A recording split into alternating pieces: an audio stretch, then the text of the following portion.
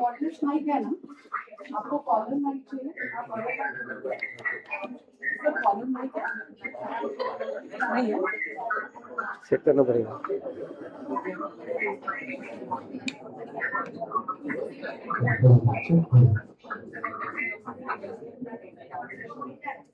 Where is the rest of the class?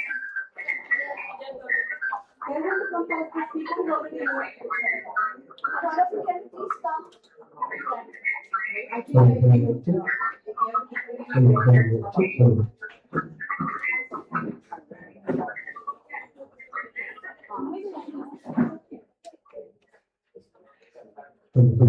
मेरा top है, top के बाद आपने बनने के लिए बोलिए ना,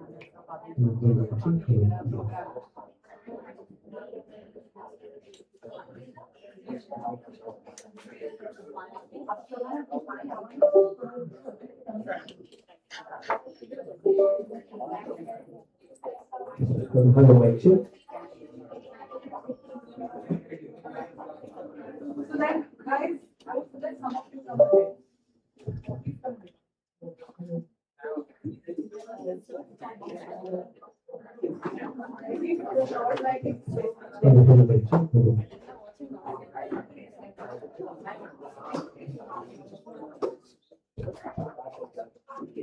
Please come ahead.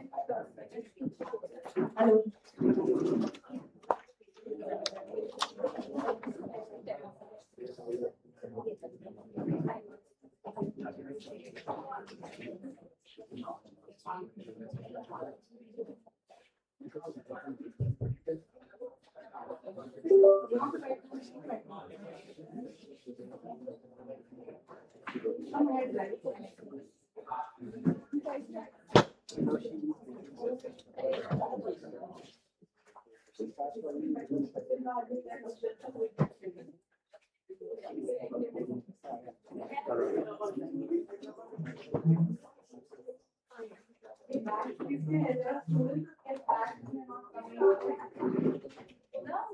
Where is everything?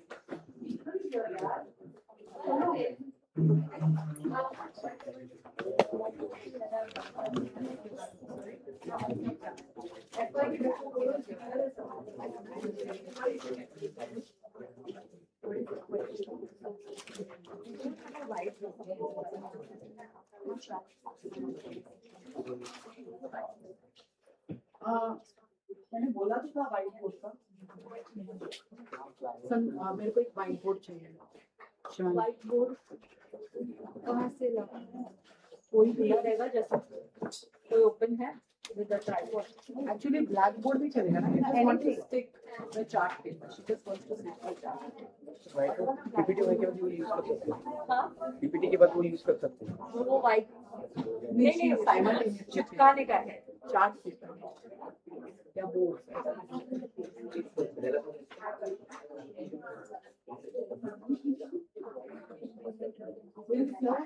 Everyone just take two and pass it forward. Okay, all of you have to take two post-its with you.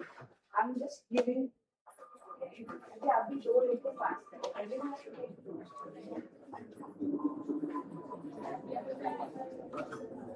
Oh, is it started?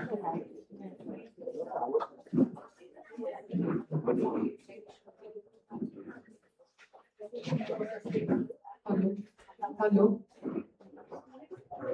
Hello हाँ चलेगा hello am I audible? Is this mic working? Yeah, so they have started this way. Okay. Good morning everyone.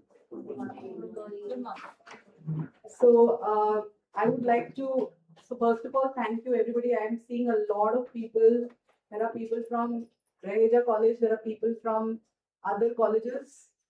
Other colleges say anybody else has come from other college? Who's the students? You guys are from Somaya.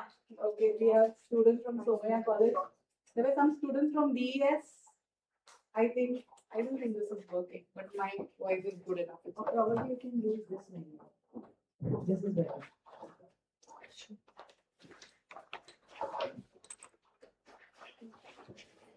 Yeah. So I'm very happy to see this diverse group of people who have come here today. We have with us also mother of one faculty here. And thank you so much, ma'am, for coming. So we have no age group limit for this. We have no college limit for this. People from different backgrounds, from diverse age groups, and it is so nice to see everybody gather here.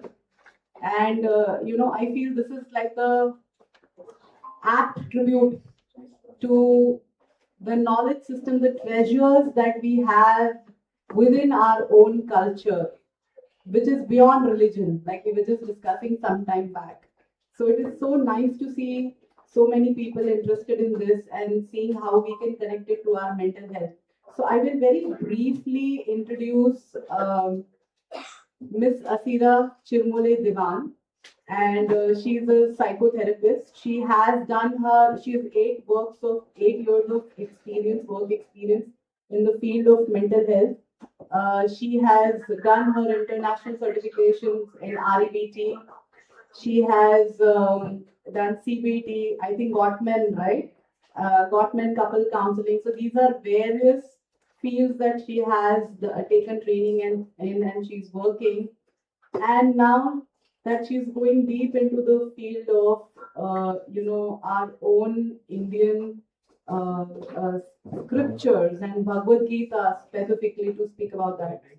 So she, I feel, is a very apt person. I'll tell you what happened was some of my students here. So how this whole talk was, how the whole idea came about. My students, they very frankly told me that they really don't enjoy the Indian knowledge system classes. And I teach them.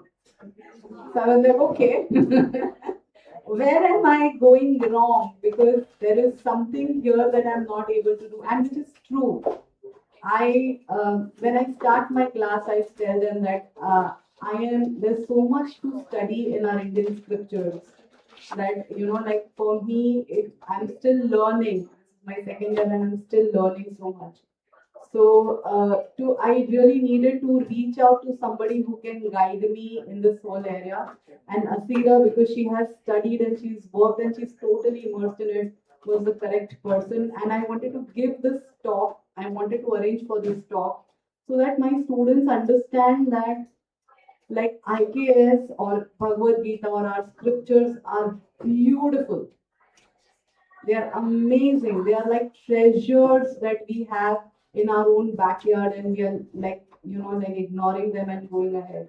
So I really reached out to her, and she was so magnanimous with this whole, sharing and helping out. And, she's taken so much of effort for this whole session.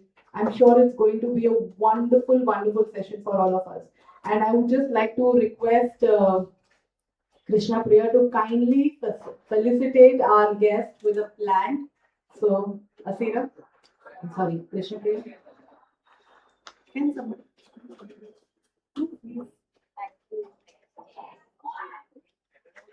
Just a second.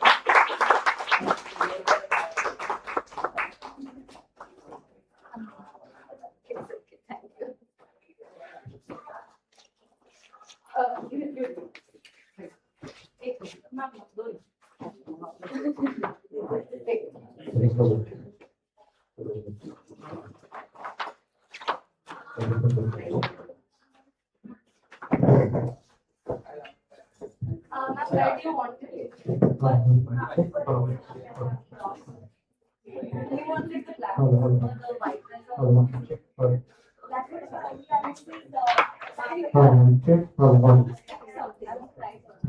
so then white both sides of you. Okay, with this, I would like to hand over the mic to Asira, and I hope we all enjoy. We all will. I'm sure we will enjoy the session. Just one thing, please. I would like to request you all to keep your mobile phones on silent. Okay. So if anybody has their mobile phones with you, please make sure that they are on silent mode. And also, some of you, one of you has to leave in between, but rest, please sit through the entire session. No leaving in between. Let's complete the session. Let's give it its due. And I will now hand over the mic to Asira. Thank you.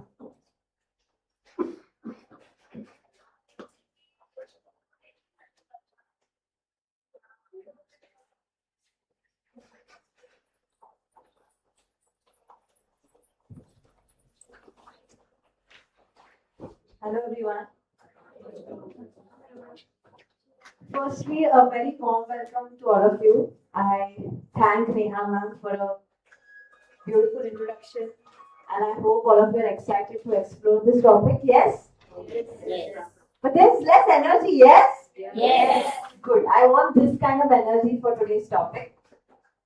As I said, as ma'am also said, this is not about religion specifically. We are not looking at religion here in any way. We are trying to understand the art of living from the Bhagavad Gita. How to really live in a way where we can feel completely satisfied with our life, right? How to really reach our human potential. That's what we are going to look at from this topic. But a disclaimer here, like how we study other subjects of psychology, especially the Western subjects of psychology, we cannot use the same mind here. Right? Means what? The way we are going to introspect Bhagavad Gita, a part of Indian psychology, is going to be a bit different. Can someone tell me what is a different aspect here? Again, let's just keep it interactive, no right or wrong answers. But when we are going to study this topic of Bhagavad Gita, what kind of attitude do we need? Anyone wants to share? Same morals are applicable right now. Same things are applicable even today. Same things are applicable even today. Great. So you look at the applicability, okay. But what kind of mindset?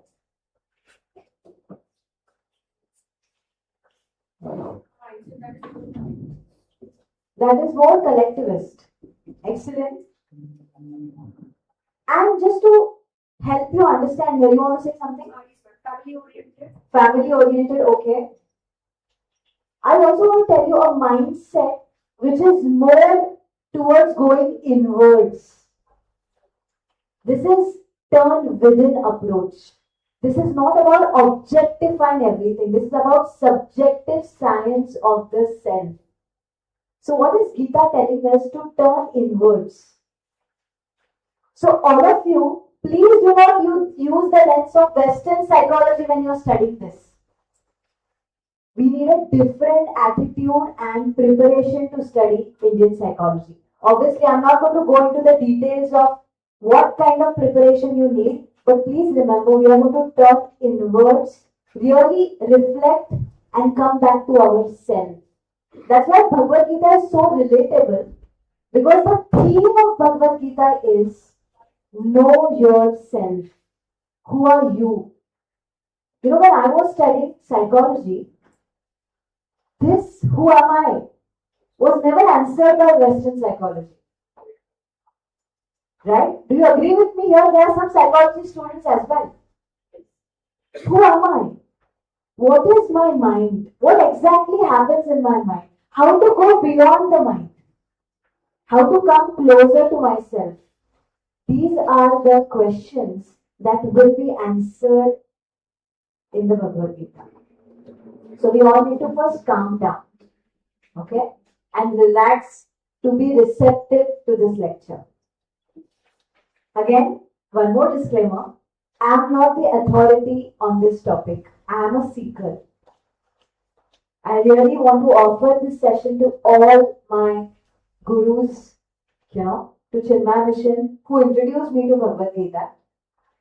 I'm really just seeking this knowledge like all of you all. But because I enjoy the seeking aspect so much, I'm just going to share that with you today. Okay? So, be with me in my journey. Okay? Now, everyone please sit straight. Let's do a quick relaxation. Calming down exercise to be receptive to this lecture. What I'm going to do now, I'm going to play a sound, and all of you, whoever is comfortable, you can just close your eyes. If you're not comfortable, keep your eyes open, even that's fine. I want all of you all to just be receptive to the sound. Means what? Try to focus all your attention on that sound. There might be a lot of distractions, like people are coming, people are going, some chatter, some people are chattering, maybe the sound of the mic, sound of the AC. There might be some distractions.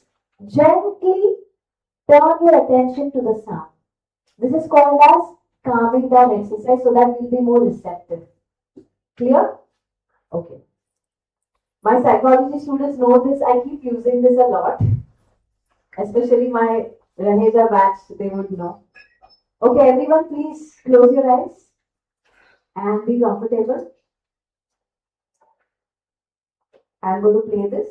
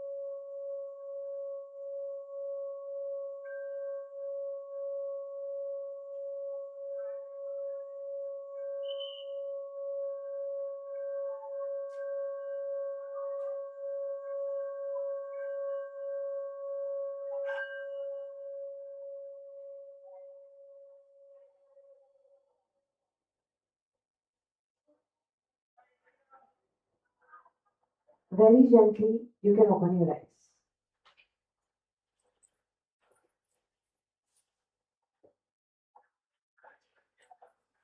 This is just a calming down ritual. I hope all of you are now present in this session. Okay? Now, when I was playing this, Any observations? What was going through your mind? Can someone tell me?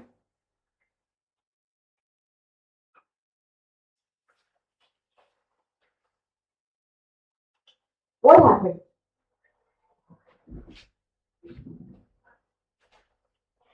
How many of you felt that this was a relaxing sound? Show of hands.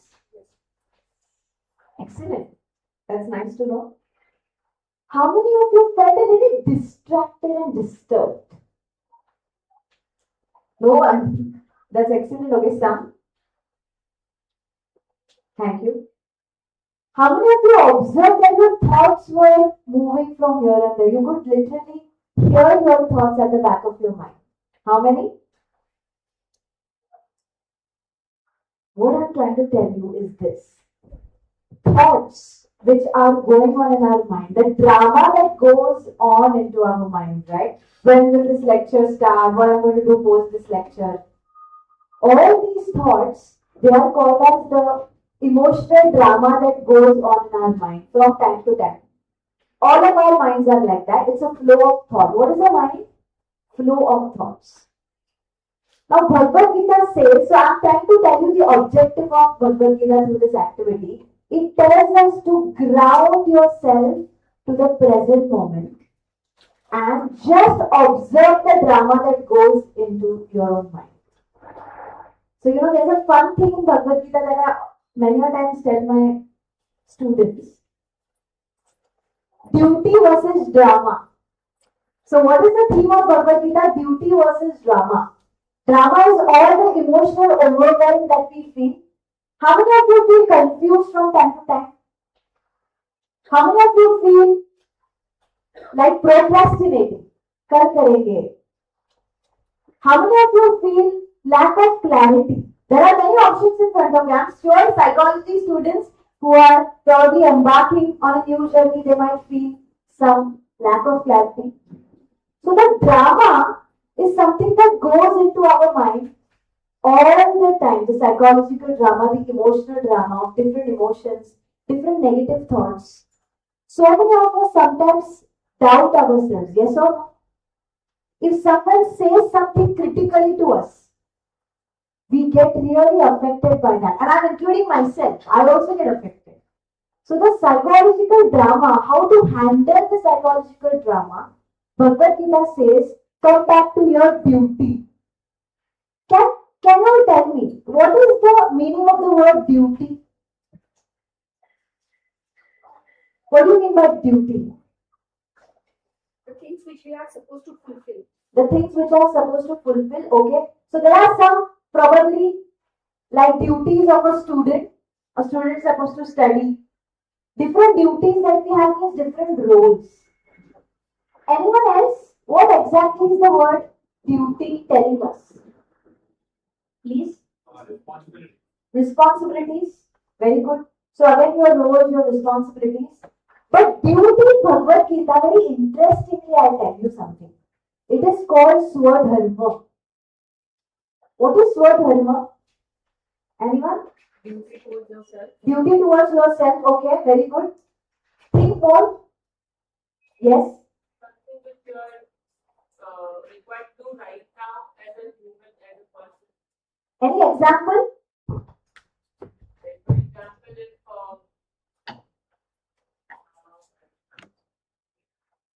I guess there's a family gathering and the host is inviting people at that moment, whatever the host is supposed to do Right.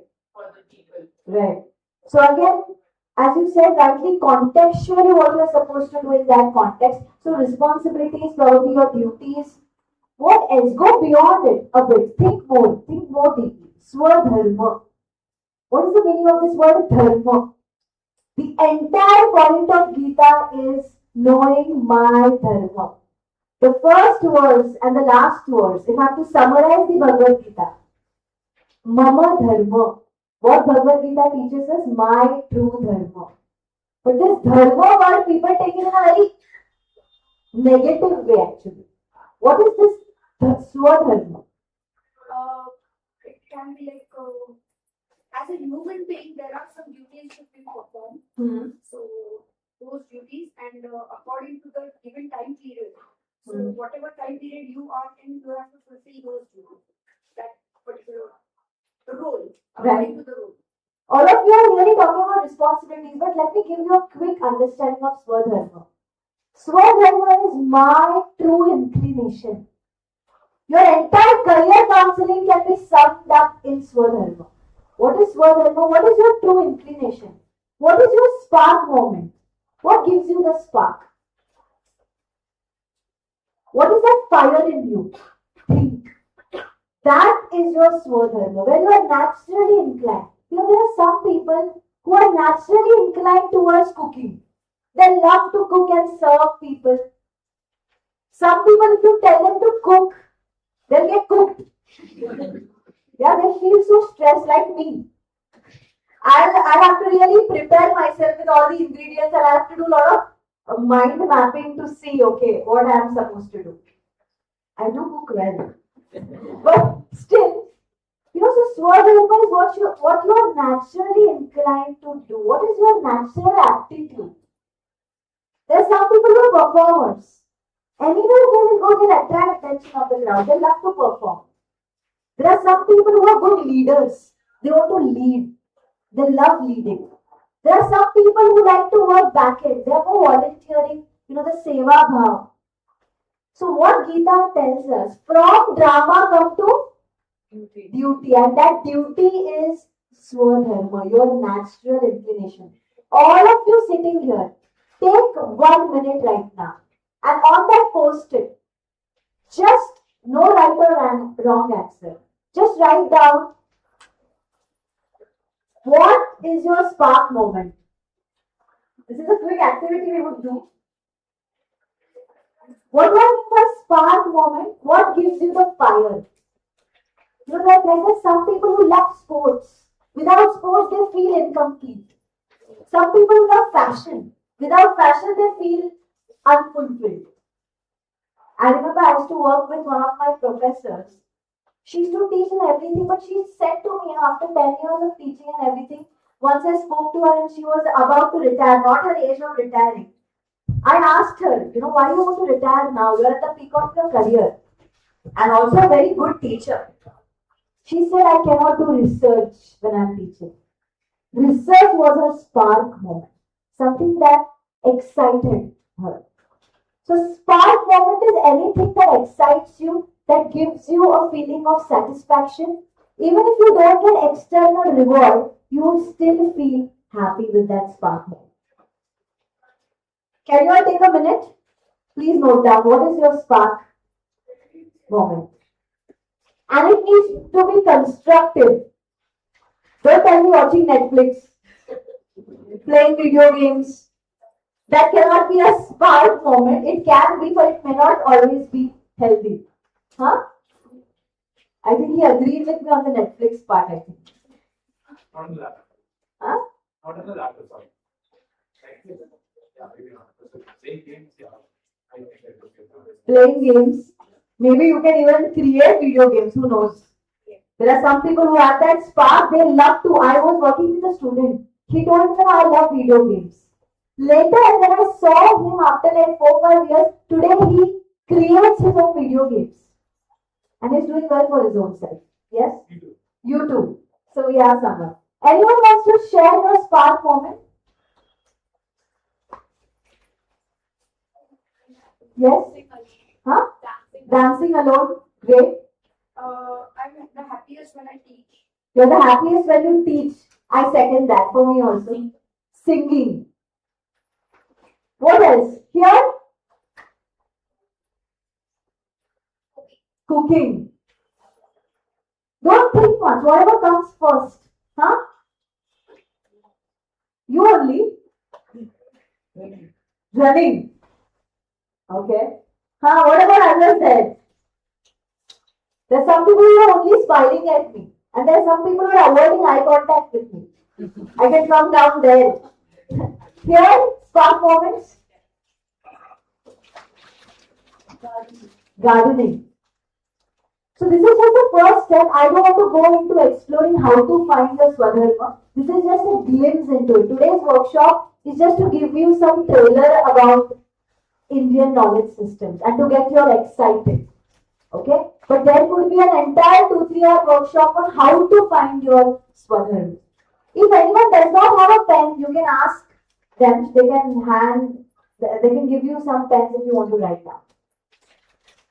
So what did I say? Gita tells us that we need to turn inwards.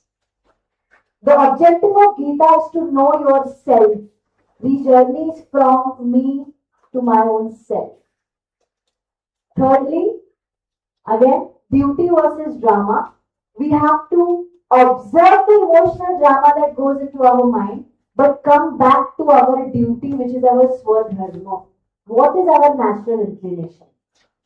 And plus what you all told me, our responsibilities, let's say responsibilities as a mother, duties as a student, yes, those are something definitely that we have to take into account. Anyone has any questions still here? Right, very good. Yes, please. Just to clarify, Yes. natural inclination is something you yourself be passionate about, and it doesn't have to be something you are naturally good at, right? Yeah, you need to be passionate about, and there should also be some skills that you have. Some skills or a capacity to develop those skills. Like for example, I can be naturally good at music, but let's say I want to pursue it. On the other hand, I might want to pursue, let's say, interior designing. I have some inclination, but I would need some refinement. So I would need some skills development. Even that is fine. Both will work here.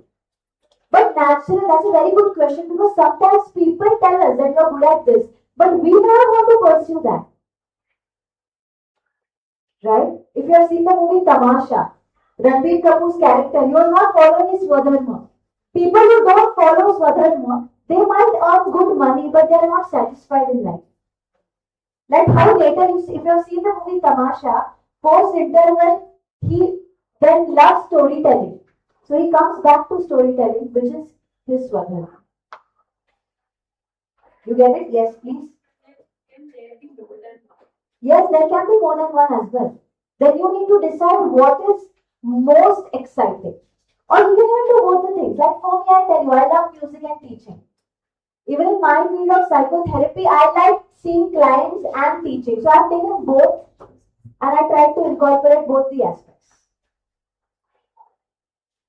But very good questions, all of you. I really like that you guys are thinking. Because Swadharma, please remember, Mama Dharma, it will get you closer to yourself, you'll feel fulfilled. That's why if you see there are some people, they may not earn a lot of money, but they're so satisfied with life. Why? Because they do what they want to do. They really want to do something and they aim for that. Can we go to the next part here? Great. So this was just an activity which I don't want to do right now. So the Bhagavad Gita is a scripture. Yes, it is definitely a Hindu scripture, but as I said, for me, Bhagavad Gita is re-education of your mind.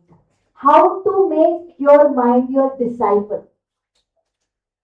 How to teach your mind, how to train your mind. These are very, very difficult things to do, but Bhagavad Gita makes it easy for us if we study it. Right? There are total 700 verses in this Bhagavad Gita. Gita means the song of the Lord. Here, Lord means song of the divine. Divine means higher goal. When you attach yourself to some meaningful goal, life is like music. It becomes melodious. Right? That's what the Bhagavad Gita tells us. Written by sage Vyasa, dictated Bhagavad Gita to Bhagwan Ganeshji, then he wrote it for us. And the Bhagavad Gita is considered a foundational text of Indian psychology because it tells me everything about the mind. Who are Kauravas and Pandavas? Who are those? Ourselves. Kauravas are our own negative thoughts, negative impulses. Procrastination is Kaurav. Lethargy is Kaurav. Lisa road subah comes to me. It visits me. Morning 7 a.m. When I have to get up, what happens? Kauravas take over. And sometimes Pandavas are also coming in our life. Like sometimes we feel like helping someone. Sometimes we feel like, let's say, pursuing our hobby. Sometimes we feel like completing assignment on time. Rarely that happens, but those Pandavas also visit us. So Kauravas are there, Pandavas are also there. And what is this Kurukshetra? This entire Mahabharata happened in Kurukshetra, and the dialogue between Bhagwan Shri Krishna and Arjuna is the Bhagavad Gita. Right? So ये Kurukshetra किधर है? The Kurukshetra is again a very nice metaphorical understanding of our mind. हमारा कुरुक्षेत्र चालू ही है. But you know what? One thing I heard very beautiful about this Kurukshetra, because I felt a bit depressed after listening. Kurukshetra is my own mind. I was like, oh God, I cannot take this. Later, when I read, I have got for all of you. By the way, this is a Bhagavad Gita corner, okay? Later, I'll tell you what all you have to explore. Leave the duster aside. But other things are worth exploring. So, in that, I've got a Bhagavad Gita for all of you, which I follow, like I read and reflect on. It's by Swami Chinmayananji, the Holy Gita. Amazing work. In that, he has written, thankfully, and I read that Kurukshetra is what? Kurukshetra is a field for self-development. It is not something to be scared of. Obviously, we will get petrified with reference to change, uncertainty, right? Loss. But that Kurukshetra actually helps us to develop ourselves. Without a setback, can we have growth? Without adversity, can we have opportunity? Without stress, can we have resilience? So don't be fearful about Kurukshetra. This Kurukshetra that all the college students probably are in right now. I don't know what am I supposed to do in my life. I don't know, should I really follow his Instagram page? That could be also Kurukshetra question today. Right? So all these problems that come into our life, that's the battlefield, which is our mind, and mind only will help us to transform ourselves. So don't get in a negative connotation regarding the word Kurukshetra. It is a platform, it is a field for self-development. Happy? Feeling relieved that this is not something to be scared about. So that's what. So Bhagavad Gita, again, 700 verses. We are not going to look at all of them, just a few. For all of you, I've just got 5 verses. That's it. And what we can take away from those verses. That's what we are going to see. So the battlefield, I have already told you, Kauravas, Pandavas. But who is the charioteer? Lord Krishna. You know what does this Krishna stand for? Intellect. Your discriminative intellect. How do you use your intellect? In dialectical behavior therapy, any psychology students here, there is a concept which I taught all of you, wise mind. So that charioteer is nothing but the intellect, which is nothing but the wise mind, which is nothing but the Vivek Buddhi, Viveki Vichar, what we say in Marathi. Rational thoughts, pragmatic thoughts, thoughts that will actually help us. That's the Krishna here, the intellect, who is the therapist. And all of us are in Arjuna grief. So for Arjuna grief, there is Krishna cure. So therapist and a counselor and a client relationship, you will see in entire chapter 1 of Bhagavad Gita. So Krishna is also within us, Arjuna is also within us, everyone is within us. That's the best part. More in our control. So if you know how to really help yourself, how to really ignite the intellect, we are going to be able to develop ourselves fully. Are you all with me till here? The best part about Bhagavad Gita also is that all the teachings are divided into many aspects, but simple aspects are karma, aspect, action, behavior. Action is nothing but behavior. Karma yoga. Then you have bhakti yoga. Bhakti is nothing but devotion, which are your positive emotions. Bhakti, you have bhakti towards so many things. Bhakti is not always with respect to God. Here, bhakti could be with respect to people, with respect to country, with respect to environment, with respect to pets, with respect to your family.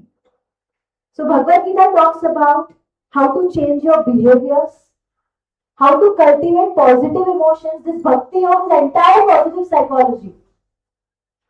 The divine emotions like satisfaction, hope, faith, surrender. Then you have Jnana Yoga, which is the knowledge. People who don't like bhakti, they will like knowledge. More intellectuals who like reasoning. The second chapter of Bhagavad Gita is called as Sankhya Yoga, which is yoga of knowledge. Means Sankhya means logical reasoning. When I read chapter 2, I thought that it goes beyond Stoic philosophy. We all are so interested in Stoic philosophy, right? Epictetus and Socrates, we read, but Bhagavad Gita starts only with Stoic philosophy. Where it ends, you may not even know that. It goes beyond the mind itself. So, how to question your mind, how to logically address a problem, all that is part of Jnana Yoga. And Jnana Yoga addresses who you are. It tells you to question deeply, who am I? I was working with a client who was going through grief. You know, grief, when you lose someone in your life. It could be due to death, due to loss of a relationship as well. I was working with him. He lost his very close friend in an accident suddenly, and that was a friendship of 20 years. And he was coming for therapy, really into this existential depression that what am I doing with my life? Why there is so much loss? How to go beyond this grief? All these questions. And to be very honest, I tried to help him with lot of Western psychological techniques like cognitive behavior therapy and everything. Later, I found my answers in the Gita. So I helped him understand, and we both explored grief through the Gita, how to address grief from the Bhagavad Gita standpoint. What exactly is grief? What is that loss? Right? Everything can be addressed. So I'm just giving you an example here that Jnana Yoga directly hits the main chord. Why do we grieve? Grief psychology is there, but why do we actually grieve? The subtle understanding of grief, intricacies of grief, all you will find in chapter 2. And by the way, chapter 2, Sankhya Yoga, is the essence of the entire Bhagavad Gita. So if anyone wants to start their journey, I would say chapter 1, chapter 2, start reflecting on that. Those are great to begin with. So all four techniques here, Jnana Yoga, you have Bhakti Yoga, Karma Yoga. Fourth one which I have not covered here is Raja Yoga, which is your pranayam, which is your Hatha Yoga. You know, it's about body alignment. How you can understand yourself through breathing techniques. So the mindfulness aspect comes under the fourth one as well. Okay. And can you also find the relationship between all this? This is nothing but Ayurveda and CBT. Cognitive, Jnana Yoga, behavioral therapy, you have karma, and for the emotions you have the Bhakti Yoga. So it caters to all three important aspects of our life. The way we act, the way we think, the way we feel. All three aspects. Any questions still here? Anyone? No? Okay. Sorry. Yes, please. So the divine that you mentioned here, exactly what are you referring to? Here, divine means value. What for you is the most noble value? Divinity here means many aspects. Okay, one is your noble values, your higher ideals. It could also mean your purpose in life. It could also mean something that helps you to go beyond yourself. Right? All that is divine. You know, some of my students who don't believe in God, when I talk about bhakti, they run away from me. They're like, ma'am, ये आपने गलत किया. ये मत डालो. God, we are not. So Here you don't have to believe in God. For understanding Bhagavad Gita, it's not necessary that you have to be a believer in God. God here means anything that takes you beyond yourself. It is your higher self, which I'm going to help you understand a bit. It is your higher self, it is your authentic self. Some call it God, but it could also mean lot many other things. Okay? So why the Bhagavad Gita matters today? Because internal battlefield, we already addressed this. We have our own Kurukshetra going on. We need equanimity. How to address this ever-changing stream of events in our life? We need some kind of equanimity. So how to have that equanimity? Bhagavad Gita tells us samatva, sama. How to see things in a way where we don't get too overwhelmed by grief and too excited by pleasures. So somehow how to see everything in that oneness and how to make a movement from understanding your dharma and understanding your swadharma. So these are the objectives here. So for decision making also it helps. For obviously emotional regulation also it helps. Another thing that I want to actually tell you, from a mental health standpoint, Bhagavad Gita is a crisis intervention tool. Anyone knows the chapter 1 of Gita? What it has? Yes?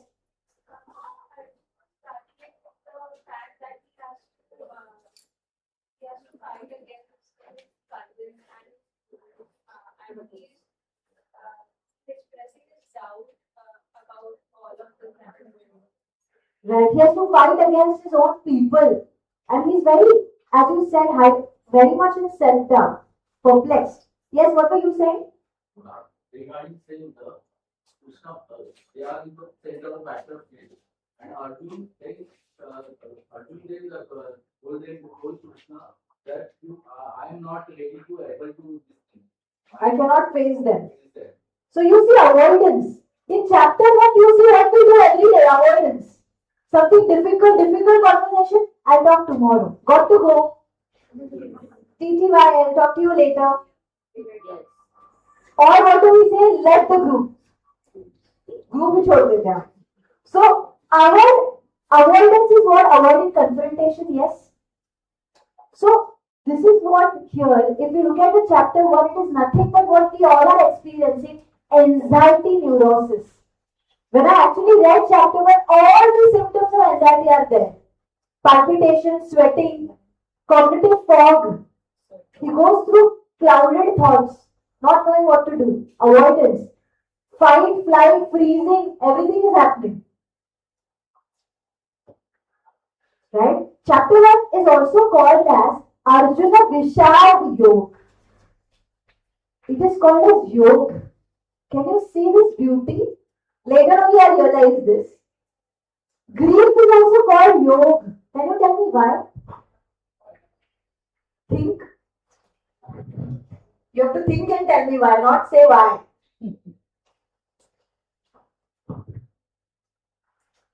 Why is grief called as yoga here? Higher expectations I have from psychology students. Giving them some pressure. Why is grief called yoga? Think. Huh?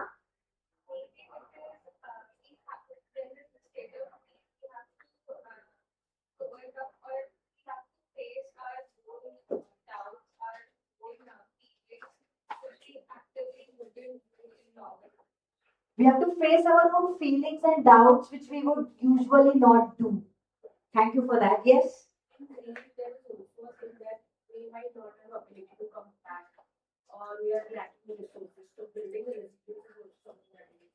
Okay, so grief is also a way to build your resilience, is what you're saying. That's why it is called as yoga. Okay? Grief is basically like holding a mirror to yourself and kind of noticing what you're going through and getting over it. Right. So because it's the best way that you can get to know yourself and create improvements. Right. So if you are able to notice yourself the way you said, you are able to notice your emotions grow. Someone said grow. Anyone else? Yeah. Yes, please. Acceptance. Okay. Grief brings a lot of acceptance as well. Acceptance as well. Fantastic. Yes. Huh? I feel also grief brings face to face with reality that you're going to lose something somewhere, sometime. Right. It also gives you like a reality check, as you said, that you're going to lose something. Yes, all these are right answers. Yes. Like what man said, that nothing is permanent, whether it is happiness or something. Right. Change is the law here, right? Nothing is permanent. That's why, yes, yoga, and one more aspect here. Yoga, because it helps you to seek. It helps you to be a seeker. Anything that troubles you tells you where you need improvement. Yes? Grief, loss, pain, loneliness, emptiness, void, anger, everything troubles us. But if you try to use it as an instrument to understand yourself, it becomes yoga. Yoga means what? It helps you to unite to your own self. Yoga means coming back to yourself, uniting. Right now we are very detached from ourselves. Yes or no? All of you agree with me? Today, because of digital overload, how many of us are actually connected to ourselves? We exactly know what's happening within. But how many of us want to overstimulate ourselves with phones or probably with some kind of work? So we try to keep ourselves busy all the time and we think keeping busy is a sign of success. Not necessarily. What are you running away from? Obviously, being busy is not always running away from. But many a times we just start escaping from our own emotions. Oh, Angan is that, chal football match jate. You feel loneliness, oh, let's go on this date. Let me just do some online dating. I was working with someone, a client, who used to do speed dating every day. So post his work, he used to go on speed dates. And he used to really enjoy those conversations only after a few months where he said to me that, you know what, I'm tired of this. Understood that, okay, there is something that he's trying to escape from, which was his own insecurities. Later he told me, I don't like the way I look. So, when I speed date, actually, I like people, they give me a lot of compliments. I seek those compliments in every conversation that I have. And this is the case with most of us today, that because of this digital overload or because we are not able to come face to face with our emotions, right? We do not use grief as an instrument. We run away from it. That's why Arjuna Vishad Yoga. A client, when he comes into your clinic, that's a sign of recovery itself. That's what Bhagavad Gita told me. When a client is entering my room, when I'm addressing an issue, that itself is the first step towards recovery. Because there is no more denial now. There is a push to know what's happening, to inquire. That's why I really learn a lot from my clients. Highly grateful towards all of them because they have taught me to be a better therapist as well. Right? So this is the ideology, the objective, and the teaching, and why that's the reason why we are connecting it to mental health. So tomorrow, if anyone asks you why you are teaching Bhagavad Gita or understand Bhagavad Gita from mental health point of view, what will be your answer? Kurukshetra is me, Kaurav, Pandava are my own thoughts, negative impulses. Krishna is the intellect that I need to ignite. And grief or any kind of difficult emotion is yoga in itself. This is how you need to look at it. Are you all with me? I know this could be a quite different kind of a session for all of you because we are going into the depths of the Gita here. Now let's do Arjuna check-in. Can we all do Arjuna check-in? This is a quick activity for all of you, Arjuna check-in. What you're going to do now, write down on your post-it. Your post-it is going to be filled with lot many things today. Write down on your post-it, whenever you are feeling stressed, what are the signs that you observe in yourself? bodily signs. What are the symptoms that you observe in yourself whenever you are feeling stressed? Stress may not always mean like some external stress. It could also mean internal stress, like your own negative thoughts. So what are your signs of distress? Let me give you an example. Let's say if I'm feeling irritated right now. My signs of distress could be maybe my heart is racing faster. Signs of distress could be overthinking. One negative thought is hitting me again and again. Signs of distress could be avoiding some people. You got it? So all of you, let's do this quick Arjuna check-in. Whenever you are feeling stressful, what are your signs of distress? That's point one. And secondly, complete this statement also. Right now, like Arjuna, I feel stressed about what? So what are your symptoms and what are you feeling stressed about?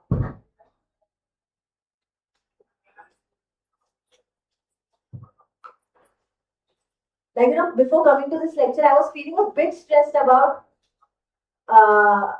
that how people are going to receive this topic. Because to be honest, you guys are my guinea pigs. Not necessarily, but this is the first time I'm doing a 2-hour session on the Gita. I've just done orientation session. So you guys are receiving this for the first time and I'm delivering this for the first time for all of you. Right? So this is something that I was feeling a bit stressed about. That okay, a 2-hour workshop, how the reactions are going to be, how am I going to deliver? So what are you feeling stressed about and what are your signs? I hope everyone is doing because I can't see some people. But everyone has a post-it, right? Are you feeling stressed that I'm coming near?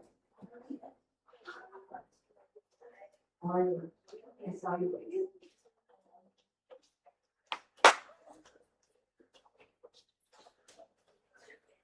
So anyone wants to share Arjuna check-in?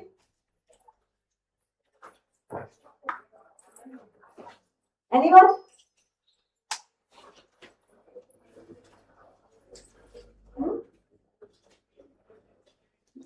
Again, no judgments. I know sharing in front of a group can be a bit difficult, but remember this is a learning session, so I would really like you all to go forward and share. Yes?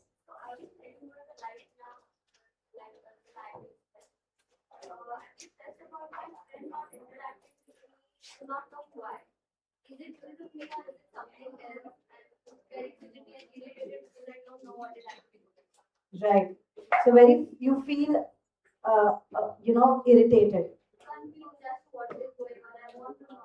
Yeah, you want to know why your friend is probably not talking, interacting with you, visiting also. Thank you for that share, Arjuna checking, going inwards and trying to see what exactly is happening. Okay, what else, anyone?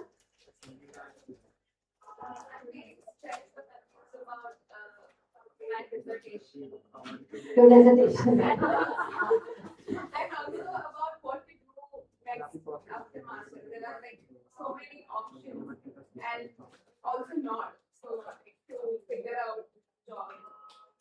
Right, so dissertation, stress, real stress. And then obviously what to do post masters also, right? And when you feel stressed, what are the signs that you observe in yourself? Any physiological signs?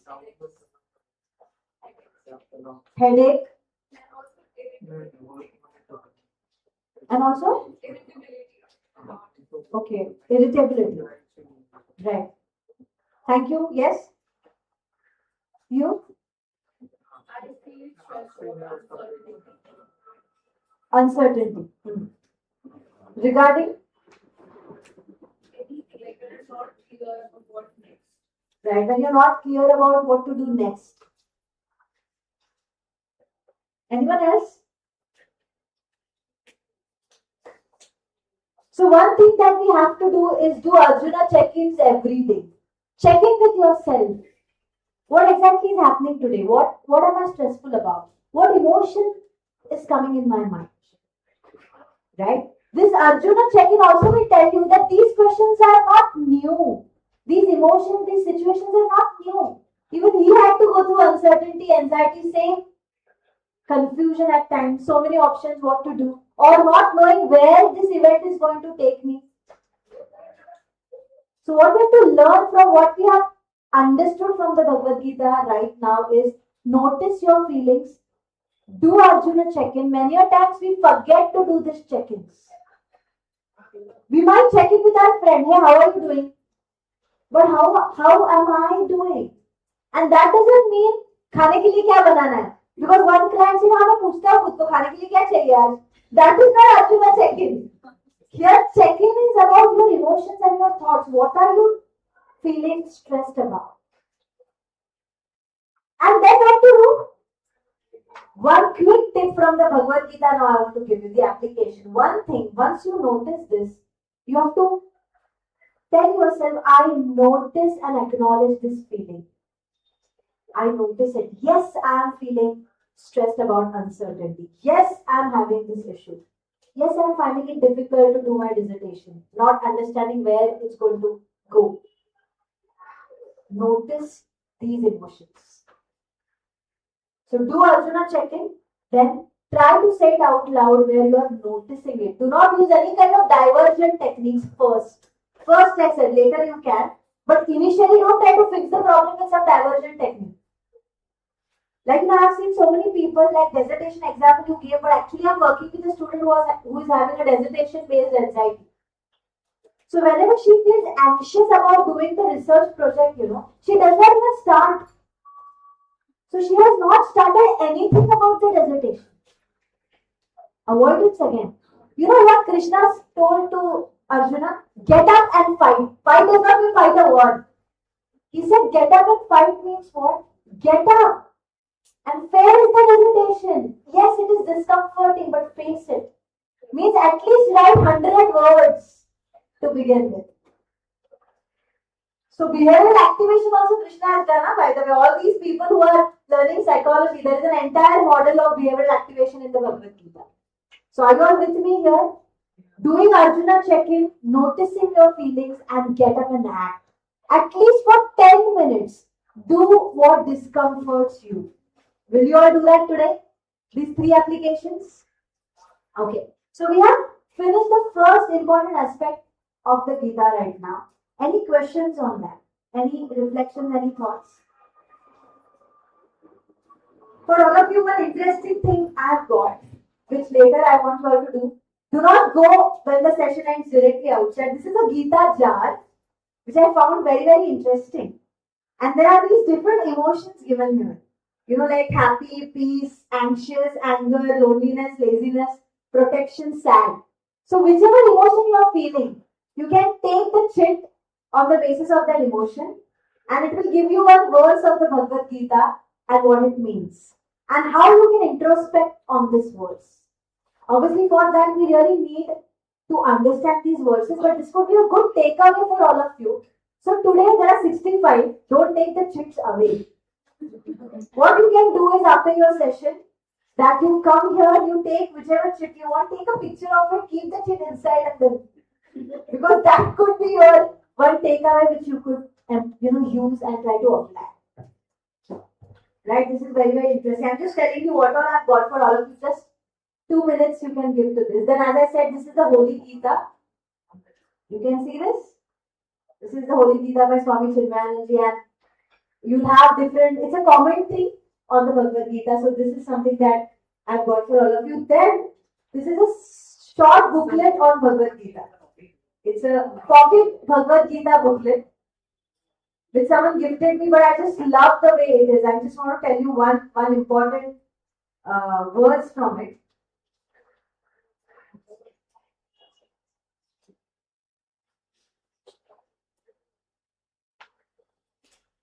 So I was telling you, right, equanimity, and there's a very beautiful verse where chapter 257, verse 57, where Bhagavan Sri Krishna is telling Arjuna, one who remains unattached under all conditions and who is neither overjoyed by the good nor dejected by the bad is a man of steady wisdom. In one line, this is wise mind. Not getting too perturbed, not getting too agitated. What happens to us when we get some success? वो बोलते हैं ना इसका तो success के दिमाग में रहा है. Why they say? Because you get too overjoyed, or if something does not work, you feel too low about yourself. Both pleasure and pain, can you see it for what it is? Temporary. Can you see it for what it is? Some learning. Joy also gives you learning. Pain also gives you learning. So if you remember that both the incidences are temporary, they don't define me. The success also does not define me. Failure also does not define me. And thirdly, if you are able to just observe them and learn from them, you are walking towards the path of wisdom. Just one verse and such kind of reflection can help us. So you can check out this booklet as well. Very, very interesting. That's it for now. Later I'll tell you what else have I done. But can we move to the next aspect? Now what I'm going to do with all of you is something very interesting, which is, just coming to this, just want to highlight how Bhagavad Gita can be used as a counseling skill treatise. I say that Bhagavad Gita is handbook of psychological instructions on counseling. Anyone who has read the chapter 1 and chapter 2, you will see that when Arjuna was grief-stricken, did Krishna say, "अरे यार तू क्या यार, कहाँ पे तू warrior Arjuna, क्या हुआ है तेरा?" Did Krishna say something like this? Or was he like, "चल ठंडा पानी P"? So there was no advice given first. Secondly, there was compassionate listening. In the first chapter only Arjuna is talking. Krishna is just using his non-verbal skills to let him talk, which in counseling we call free speech. Let the client talk to you. Let whoever is feeling sad, don't give them advices like don't be sad. वो बोल उठा के. Because someone who is angry, if you tell don't be angry, as if they don't know that. Or someone who is anxious, if you tell them don't be anxious, they don't want to be anxious firstly. किसी को मजा नहीं आ रहा है anxiety खुद को लाने में, आ रहा है क्या हमें मजा? So this is what I learned from the chapter 1. Actually, I had done one workshop, micro counseling skills from the Bhagavad Gita. Active listening is there, eye contact is there, non-verbal gestures is there, compassionate attitude is there, non-judgmental positive regard. What Carl Rogers taught us, unconditional positive regard. Krishna signifies, personifies that quality. All the counseling skills you will see. But how should you apply this to yourself? When you are feeling low, don't judge yourself. Especially psychology students, I want to tell you all this. When you are studying psychology and when you are a part of this profession, if you are feeling angry, sad, don't be like, I'm a psychologist, how can I feel sad? Do not judge yourself. Emotions are going to be experienced by our mind. So what we have to, how to apply this for ourselves? Don't judge your emotions. Acknowledge them. Don't give yourself some irrational advices. Or first, do not try to fix. First, emote, ventilate. That does not mean go on crying for 2 hours. Or every time someone calls you, keep, "अरे मैं क्या बताऊं?" No. Ventilation is good, but it needs to come with some acceptance. But here when I say emote or ventilate means what? Express yourself. Let yourself feel weak, vulnerable if you want to feel. Again, no pushing yourself into all these things. But today when I see psychiatrist, I was working with a psychiatrist who was my client and he was diagnosed with major depressive disorder. He did not take any medications for himself and his other colleague had told him to do so. A psychiatrist doing this to his own self, and when I asked him what exactly is going through your mind, he's like, "I cannot see myself depressed like this. How can I be? I treat depression." And this denial made things difficult for him. What could have been a path of recovery started becoming a path of actually where he was going into more setbacks. And mental and professional psychiatrists, they judge themselves the most at times. Again, I don't want to overgeneralize, but I see this in my practice a lot. And because I work with students, I know how they come and talk to me also. So please be a bit, I would not say easy on yourself, but compassionate towards yourself. So compassionate listening towards yourself, active listening towards yourself, everything apply to yourself because we are turning inwards here. So be your own client and be your own counselor as well. That's how I would connect Bhagavad Gita to counseling skills. Another interesting point that I found in Bhagavad Gita, which was also this, the power of silence. There were some moments in chapter 1, chapter 2 where Krishna is just silent and he is trying to use silence as a therapeutic tool. This most counselors find very discomforting in the initial stage of their career. Even I used to feel difficult to hold silence in a therapy session. But here silence is reflective, silence is penetrative. So if someone is just silent in front of you, don't try to fill it with some random words. ये grief में generally होता है, if someone is crying, we want to do something to that person, hug. उसको कुछ hug भी नहीं चाहिए actually. But we go behind that person and hug that person and add क्यों रोई इसके सामने. They want to sometimes just be silent. I really don't want to talk anything. Can we just be? And I'll tell you one case that I was dealing with. One entire session, 60 minutes, the client didn't say a word. And that was the greatest lesson I had in therapy because I was feeling so bad inside that what am I doing? And this is after 3 years of my practice, okay? So he walked into the room and he didn't say anything, just first to start, I don't want to talk to you. But he was sitting, he never left. So initially I tried a lot to fill it with words, to ask him, do you know my name? Nothing he was saying for 45 to 50 minutes. And I remember that one thing that my professor had taught me, that how can you hold silence? By allowing it. If someone is not wanting to participate in the session, don't force them. यार थोड़ा बात करो ना. Don't try to push them. He would have gone. Later, he did not even give me any feedback, nothing. He just left after 50 minutes. And he's like, I'll make the payment of your fees, 50 minutes is done. And he left. Later, in my feedback form, he wrote, you are the first therapist who did not push me to talk about my problems. When can we schedule the second appointment? This is not for the claps, but I remember that was a turning point in my therapy sessions. I was like, okay, something here is clicking. That means let's not try to burden the client into anything. So even with us, when we want to be silent, allow yourself to be silent. Allow the other person. It's very difficult, by the way. To be very honest, sometimes in our personal life situations, it's very difficult to hold that silence. I agree with all of you. But still, this is a very powerful lesson. What happened to you? I can see a lot of smiles. You agree that it is difficult in a personal space to hold that silence. So, I'm just trying to give you a glimpse. That's why I want to take this slide out. That Bhagavad Gita is so relevant as a counseling text.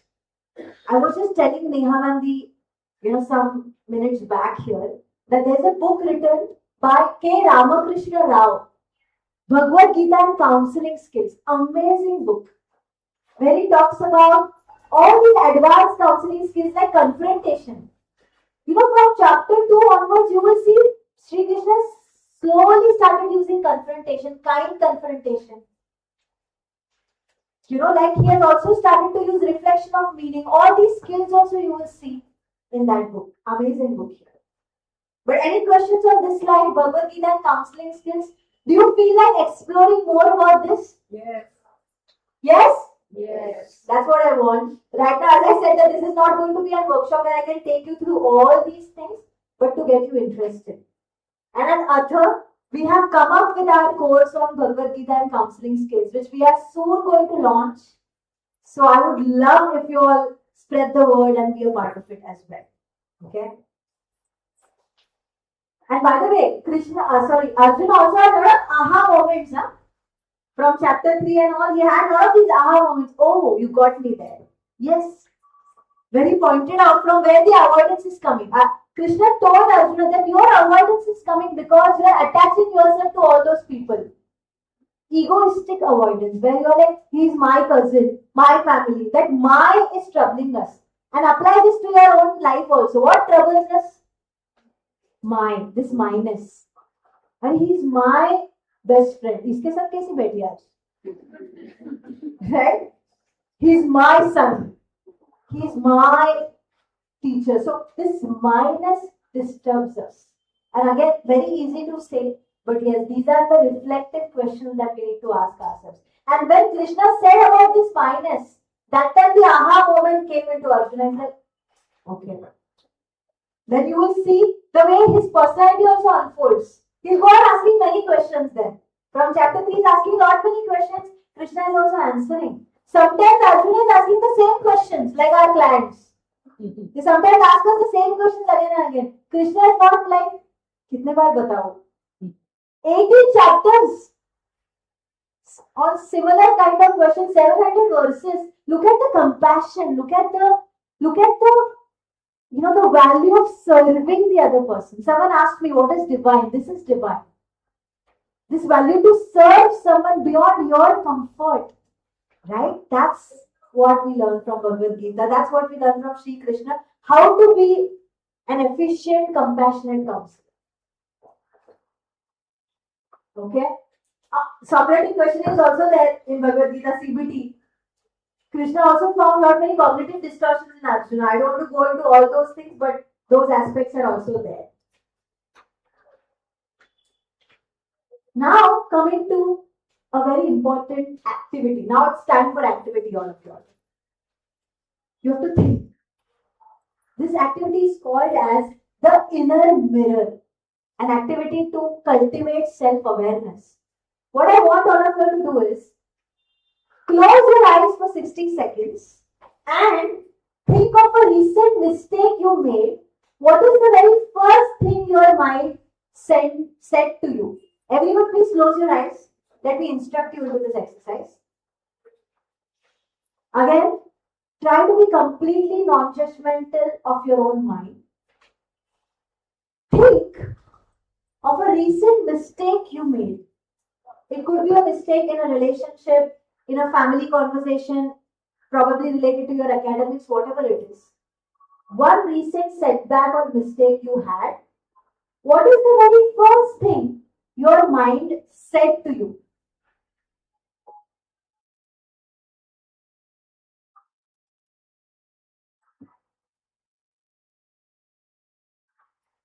Just try to notice what the thought was. And if you have noticed that, then you can open your eyes.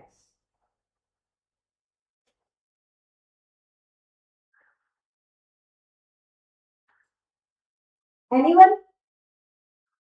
wants to share? What is the first thing your mind said to you? How could I not notice the red flag?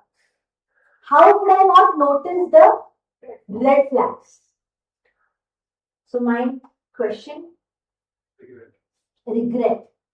But any particular thought that is clubbed with the regret? I shouldn't have done that. Yeah, that's a good example of the thought. I shouldn't have done that. Yeah, exactly. How can I be so stupid? I agree with you, even I said the same thing to me myself. What else? Yes? I should have been more respectful. What else? I should have not used the harsh words. I shouldn't have used harsh words.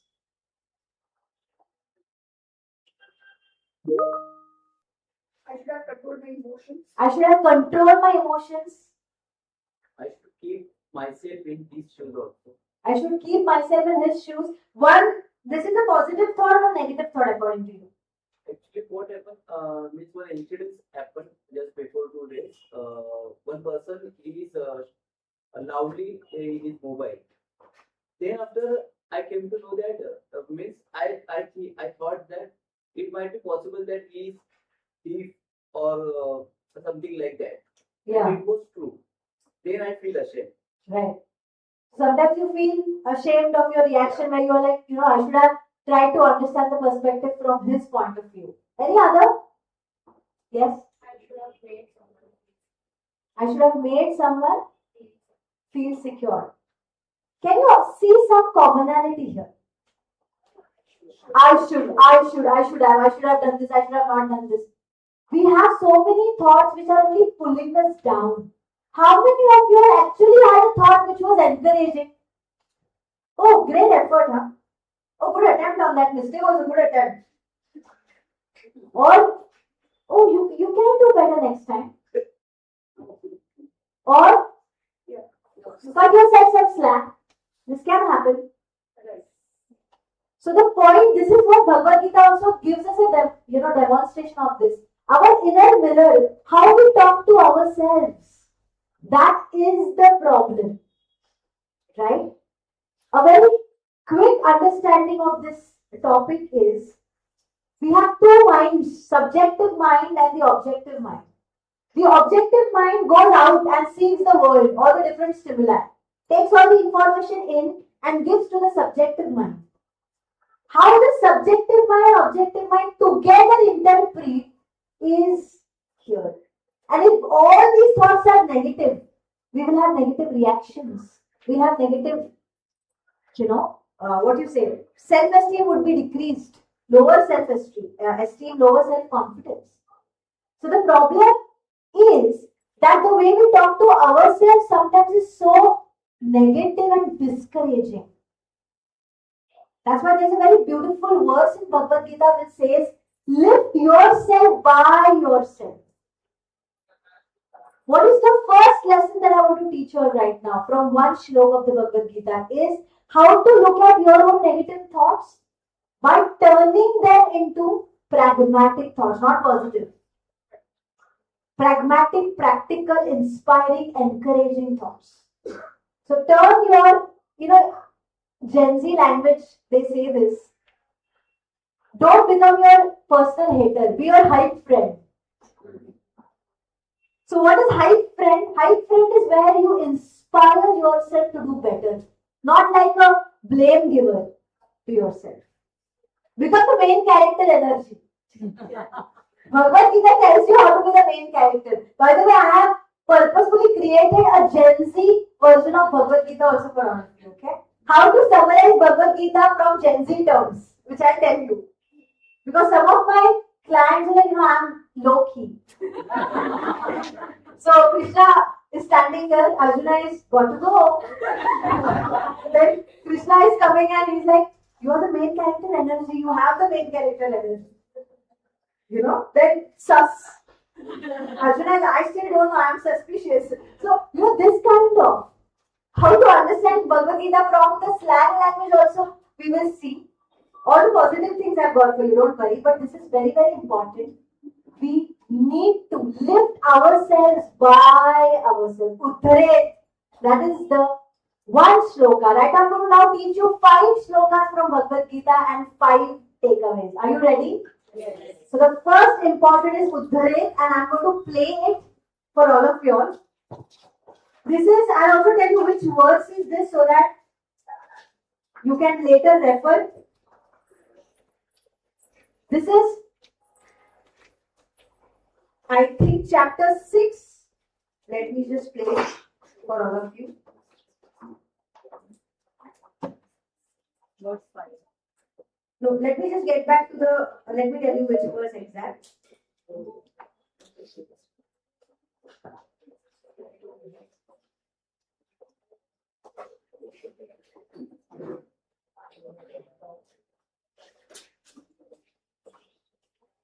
Sixth chapter, verse 5. The first takeaway for all of you is chapter 6, verse 5.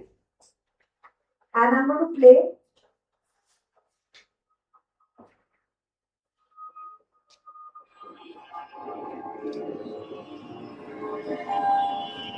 उद्धरेदात्मनात्मानं नात्मानमवसादयेत् आत्मैव ह्यात्मनो बन्धुः आत्मैव रिपुरात्मनः. The translation is, let a man lift himself by his own self alone, and let him not lower himself. For this self alone is the friend of oneself, and this self is the enemy of oneself. So lift yourself by yourself. And this is the most empowering lesson. That if you fall down, do you wait for others to pick you up? You first try to pick yourself up. You first try to look at how you can get out of this situation. How can you do something to come out of this situation, right? Just trying to show this. This is the shlok this is the verse I'm talking about. One should lift oneself by oneself. One should not lower oneself. The mind is verily one's friend. The mind is one's own enemy. This is the entire cognitive psychotherapy summed up in one verse. How do you train and treat your mind? So all of you, you told me one negative thought you had. Now take one more minute and turn that negative thought into an inspiring thought. Or, I think I'll do a better activity. All of you, please stay with me here. Write down your negative thought on a post-it. If you need more post-its, I can ask volunteers to help you all. But write down your negative thought on the post-it without saying your name. Without writing your name. Anyone want more post-its?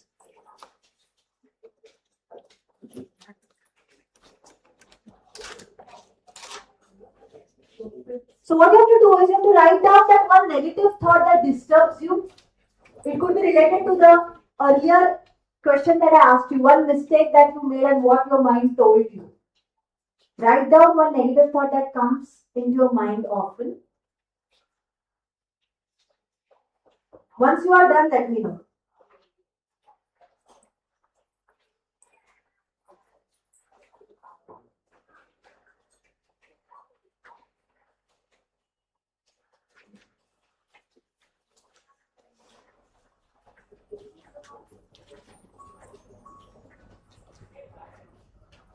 Done? You have not written your names, right? Now what you have to do is, do not only use your friends for this activity. Find anyone in this class. You will give your negative thought to that person, and that person has to give you one healthy thought to that thought. Healthy. And it should not be your own friend sitting there. You have to get up and share your one negative thought with someone from the group. And let's say if I share my negative thought with you, ma'am has to write down one healthy thought for that negative thought that I shared. And you will write for her. So get up quick. Interact. What are we learning from the Bhagavad Gita? No judgment on the negative thought. They are not going to judge it. We will be open. We will notice it. Right? Active listening. And it should not be your own friends.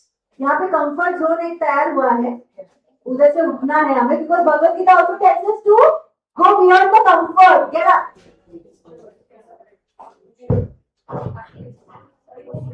I see some people, they're sitting and they're like, you give your thought to me. उधर ही बैठ के you give your thought to me. That's interesting. I like the movement that's happening. Great.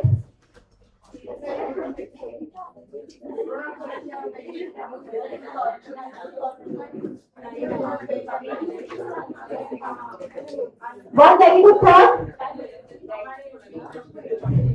Don't give it to me. She's very smart. She's coming to me. Hey, same class से लगा right? No. Call. She gave it to her. I don't want you all to share. I know the groups. Share with someone you don't know. Share with someone you don't know. Sorry, I did not mention this specifically. And when you write a healthy thought, it should not be an advice. Everyone, look at me. When you are writing the healthy thought, it it should not be an advice. It should be a thought only and encouraging, because we are looking at lift yourself by yourself through the encouraging thoughts. So it needs to be an encouraging, pragmatic, rational thought. Not positive thought, no positive advice. Ma'am, Yes. an example of what to and what not to. Okay, so example is, let's say if my negative thought is I'm always going to fail. Let's say my negative thought is I'm always going to fail. An encouraging thought is keep trying till you get better. That could be one. What not to do is think about what you want to do and think about some other options. No, that is not what you are supposed to write down. So encouraging thoughts like try and see how you can do better. Failure is the first step to know what not to do. This could also be an encouraging thought. Or you failed at a task, you are not a failure. You failed at that assignment, but that does not mean you are a failure. Failure means now you know how many things to not do. Now you have more understanding about what not to do. These could be encouraging thoughts. Or failure teaches you more about yourself. What lesson did you learn? Find the lesson that you learned from your failure. So I gave you so many encouraging thoughts. Anyone who has done it already? For someone? No need to share that person's name with me, or no need to point anyone. But just share what you have written, please. What is the negative thought and share? Just be a bit louder, thank you. Reacted so fast. So, as written everyone, it's okay. Maybe you can reflect first, next time, and then. Very good. Why they react so fast? So maybe you can reflect more next time and then react. And I really like the way you said it's okay. You have a question? And second one, maybe next time you think more constructive. Maybe next time you can think more constructively. I like the word think. I would have also, anyone would want to add something to this? Why did I react so fast? People simply. Huh? I would have said because you're human. Sometimes you are bound to make these kind of errors even after knowing. See, as a psychologist, I sometimes know what I'm not supposed to do, but I do make mistakes. Sometimes I might say wrong things at the wrong timing also. So sometimes, you're a human, you can make these kind of, mistakes. Learn from it. Yes, you have something. Anyone else wants to share? Yes? The thought is, of course, I ended up doing this again. Okay, so I'm just repeating. The thought is, of course, I ended up doing this again. Huh? I wrote awareness is progress. Knowing habits.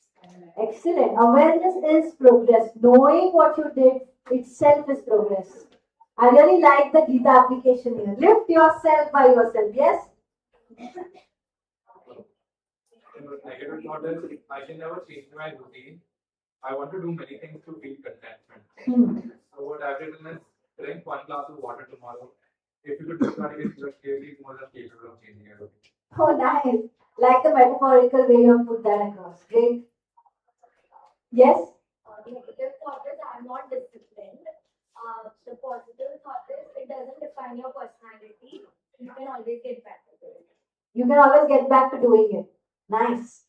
I really like that it does not define your personality. So you're really trying to give an encouraging thought. Now the way you have written for someone, this is the way you need to talk to yourself. Be inner coach, not inner critic. Have a coach mentality, because a coach mentality also is a critic in a way, but that's an encouraging critic. So are you understanding which is the verse we're talking about? Chapter 6, verse 5. Lift yourself by yourself. And the mental health lesson is, what is the mental health lesson from this verse? Reframe your negative self-talk. Try to reframe it. Work on it.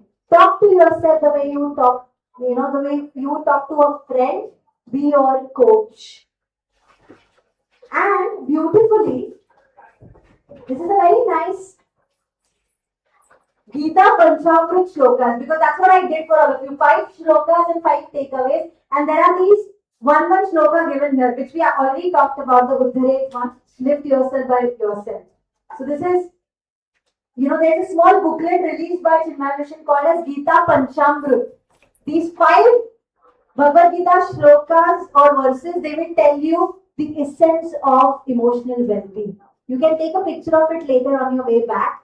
I've got one booklet for all of you. You can just take a picture and spread it across. Okay? So let's look at the second verse. Ready? So first we learned. Now the second one. How does one lift oneself? How do we do that? So this verse, this chapter is chapter 2, verse 47. Chapter 2, verse 47. Let's listen to the verse.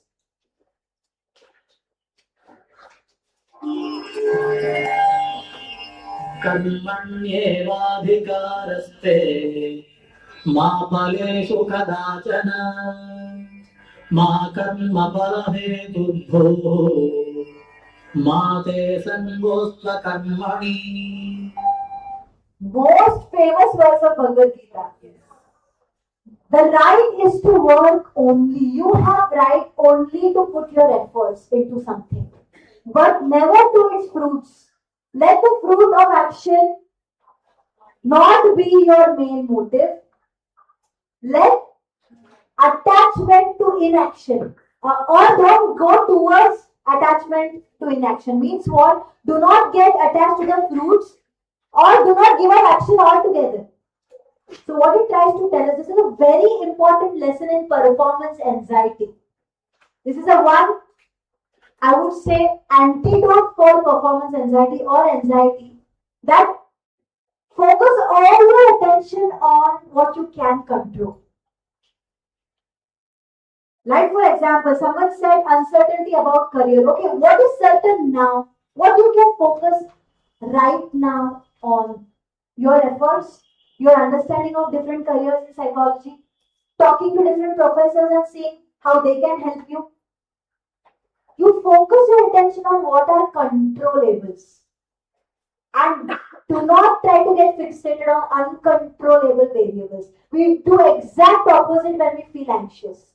We focus on all the things that are uncontrollable. What if I fail? How do you know what you are going to fail? What if I don't make a good career? What if I don't get a high paying job? All those are beyond your control anyway, external uncontrollable factors. So Gita gives us a very practical understanding that yes, do your efforts. Try to focus on what is controllable, do your best there, and then whatever the outcome is, yes, you will be a bit sad if it does not go your way, but don't you think there will be better satisfaction because you have made your efforts? Yes or no? Because you have made your efforts, you will have greater satisfaction. Second, that itself is a reward. Efforts itself are the reward. We don't understand this so many times. When I work with clients, I used to feel anxious as a therapist. What if I'm not able to help everyone who comes to me?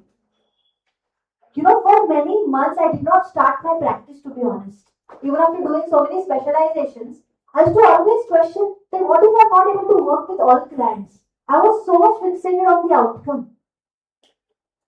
Later only I realized that, okay, the effort to help someone, that itself is rewarding. I am not able to help all clients, let me be honest with you. There are so many cases where probably I have maybe failed. But will that stop me? It will stop me if I focus on outcome.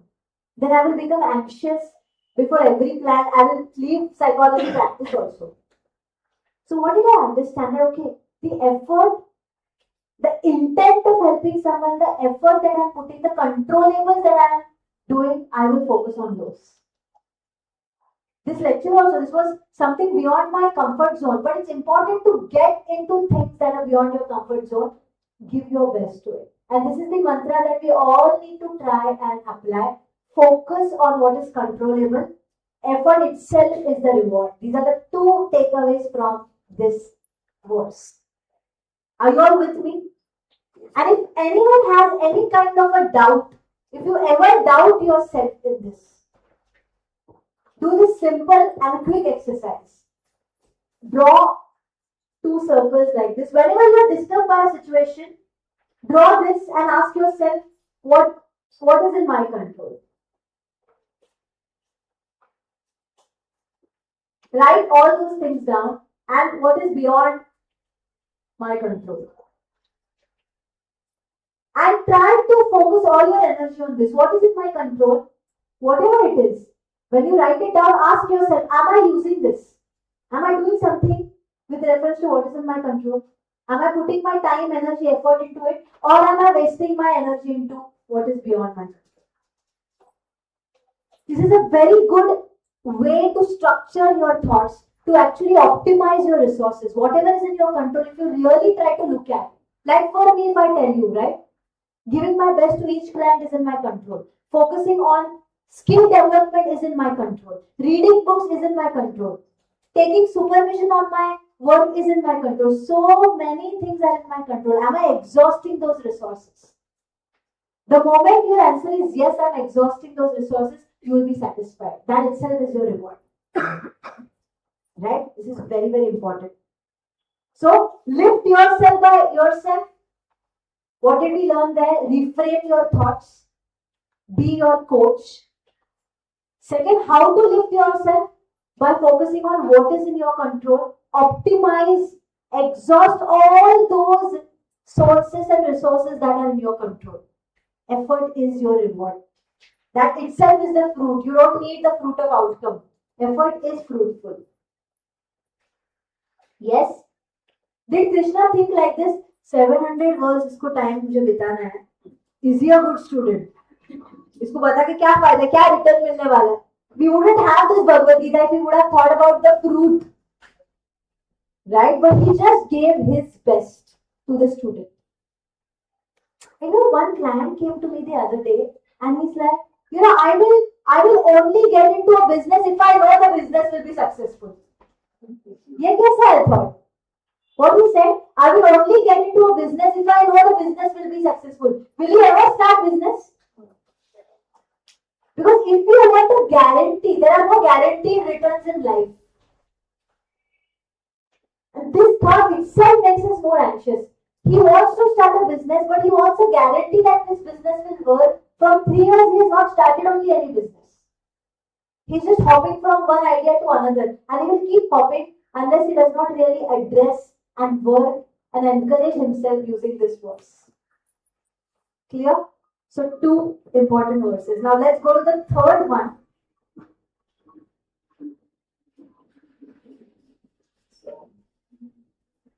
This is interesting. This is very, very important. Developing an attitude of dedication. How to go higher and higher the ladder. How to really level up in our terms. How to level up. Have some order of dedication. Let's first look at what this verse is. Okay? We are looking at the next verse here, which is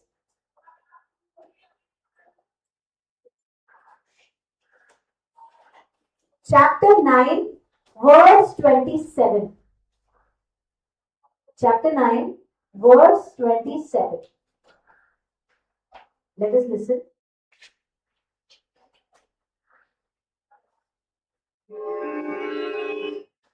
I just need to put this.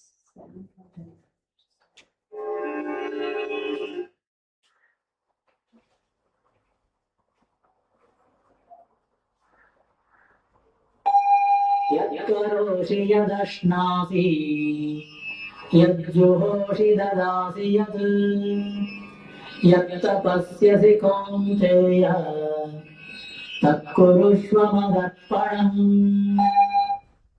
This is the verse. Whatever you do, whatever you eat, whatever you offer in sacrifice, whatever you give in charity, whatever you practice as austerity, O Kaunteya, do it as an offering to me. Remember, this is not to be taken literally like this. We don't have to offer it to Krishna. He's not saying that do things for me. What he's saying is, Have an altar of dedication. Whatever you do in your life, dedicate to something higher than yourself. Whatever you do in life. An altar of dedication alters our life. Have an altar of dedication.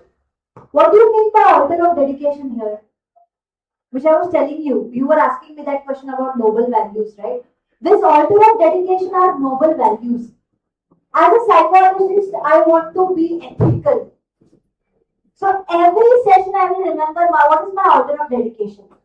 No unethical practice, ethical practice. That could be an altar of dedication. Yes. Altar of dedication could be people who are studying psychology. For them, it could be service to my country or to the world. I want to pursue this field because I want to serve people. So service or volunteering could be altar of dedication. Altar of dedication could be kindness. I want to spread kindness. Altar of dedication could be empathy. I want to be empathetic first towards myself and then towards the community. Yes or no? This altar of dedication is nothing but your own source of inspiration. What inspires you? Which quality inspires you? Anyone wants to take a minute and tell me which quality or attribute inspires you the most? I gave you a few examples.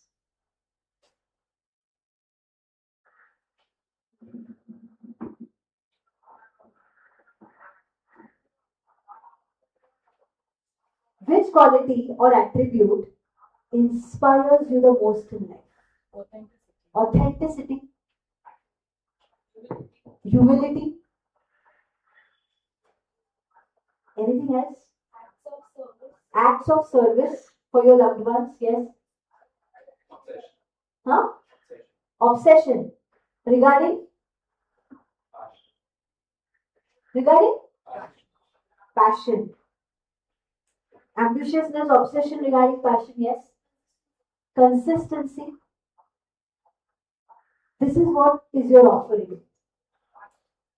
So start your day and end your day, and in between, this is what Bhagavad Gita is trying to tell us. Whatever you do, ask yourself, what is my dedication here? What I would like to look at as my offering.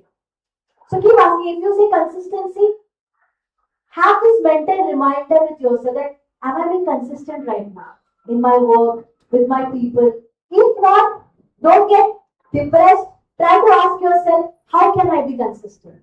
Again, no getting into inner critic. You have to be an inner coach. So let's say if you are not kind, ask yourself, okay, what can I do to be kind right now?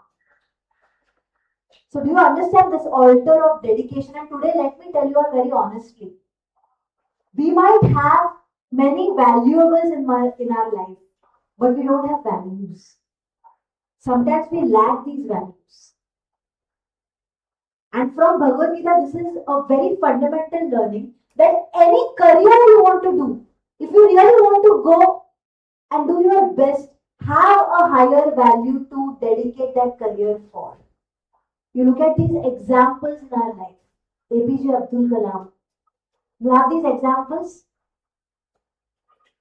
They had some altar of dedication. They just didn't do career for themselves, for country, for nation, for community, for peace, for kindness. With that purpose, if you do anything, it becomes helpful. And again, I want to tell you, always it's not like some significant purpose only you have to do. No, it could be a simple thing in your family, that I want to just be there for my family members. So Bhagavad Gita does not say everyone has to get into a revolutionary purpose. No. It could be your own daily life purpose as well. But are you understanding this is altar of dedication? Remember what you want to dedicate yourself for. So that's why very nice interpretation here. This verse expands work into worship. It suggests that we don't need to go to a temple to be spiritual. Our daily life can be our prayer. Sanctifying daily life. From the food we eat to the work we perform, every act becomes sacred when dedicated to a higher cause, which is nothing but divine. Why divine word? Because it helps us to feel good, and anything good is divine. Dissolving ego. When we view our actions as an offering, the ego, I, goes down, it diminishes, leading to greater humility and peace. So this is why order of dedication needs to be there. Any questions? Now all of you do one simple thing for me. Complete this sentence. On your piece of paper, write down. I came to this session. I came to this session because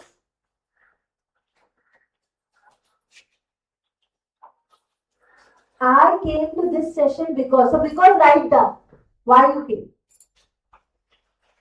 I came to this session because.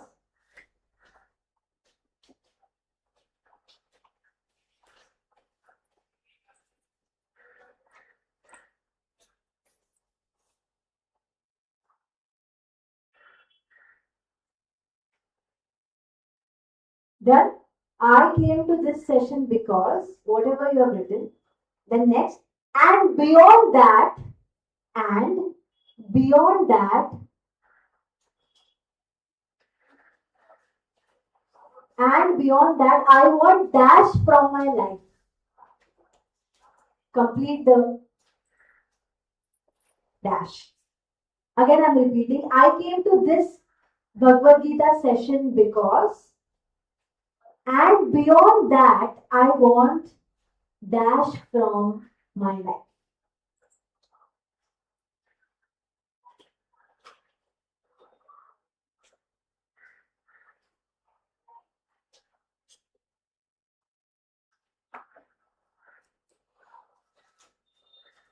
And anyone wants to share? Yes, Neha was sharing.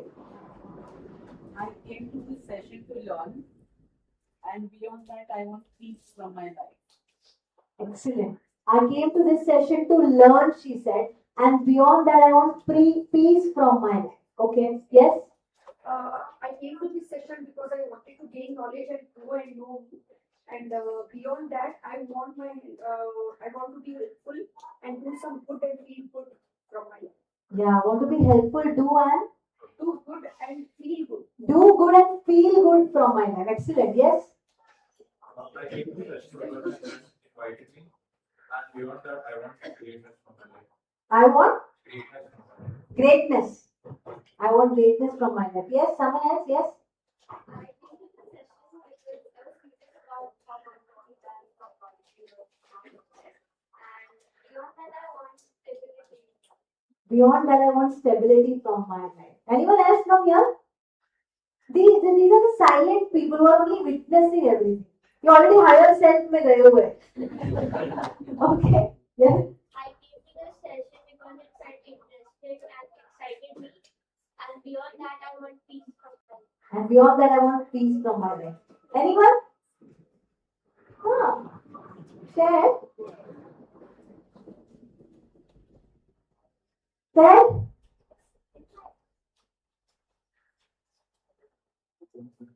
No? No issues. Anyone from here? Yes? I came to this session because I was curious about the topic and I want new experiences in my life. I want new experiences in my life. Excellent. Can you see something that's happening? What is the transition that you see?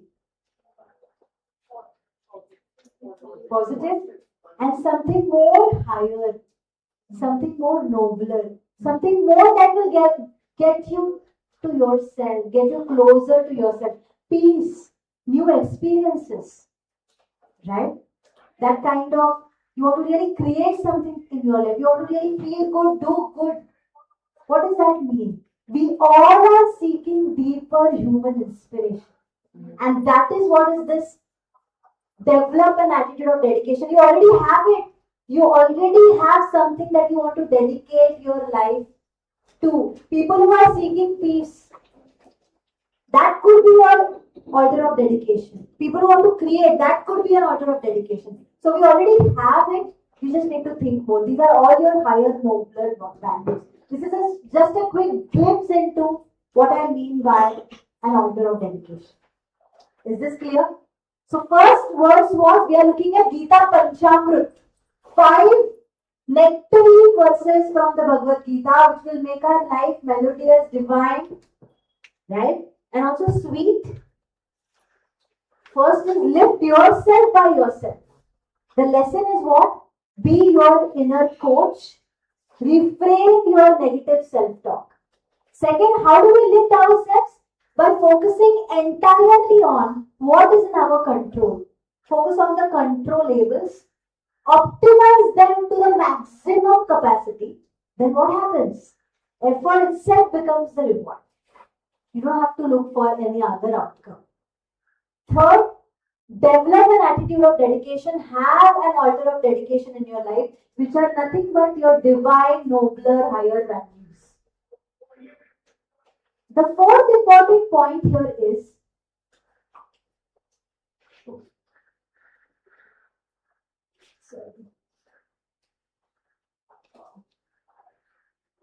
okay, what happened to this? No issues. Let's fix it. The next verse, the fourth verse is chapter 9, verse 22nd. Verse 22nd from chapter 9. Let us have a look at this verse. Let us listen to it first.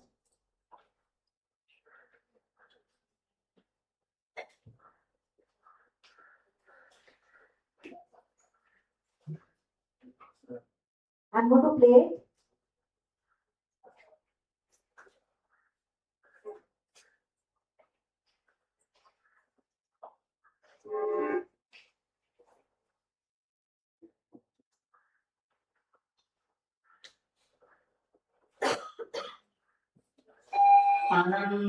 अनन्याश्चिन्तयन्तो माम् ये जनाः पर्युपासते तेषां नित्याभियुक्तानाम्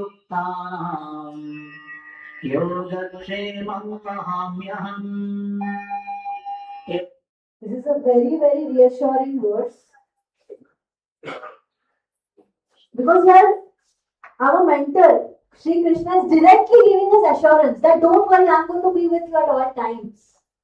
He says, to those who worship me alone, thinking of no other, to those ever self-controlled, I provide what they need and preserve what they already possess. Here, when he's saying that he is giving assurance means what? Your wise mind is telling you that if you walk on this path, where you are self-controlled, where you are lifting yourself by yourself, where you are focusing on the controllables, where you are having an altar of dedication, then you will not feel dejected in life. You will always bounce back. That does not mean you will never feel sad. What is Sri Krishna's reassurance? That you will be able to come back from the adversity. You will be able to bounce back. You will be able to become resilient. And whatever you need in life, you will get that. And to be very honest with all of you, if you really practice the first 3 verses, you will see this in your own life. Whatever you need will come to you. Sometimes, there are some connections which we lose, yes or no? But at the right time, we get right connections also. And later we realize, I lost those friends and those family relatives, but those were for good only that they are not there in my life. That time we may not realize this.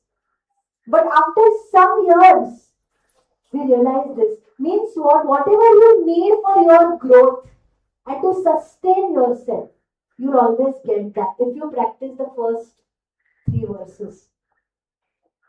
Right? So this is the reassurance directly coming from Bhagavan Sri Krishna, which is nothing but our own intellect. So if we are walking the path of wisdom, we will have everything within us to support us.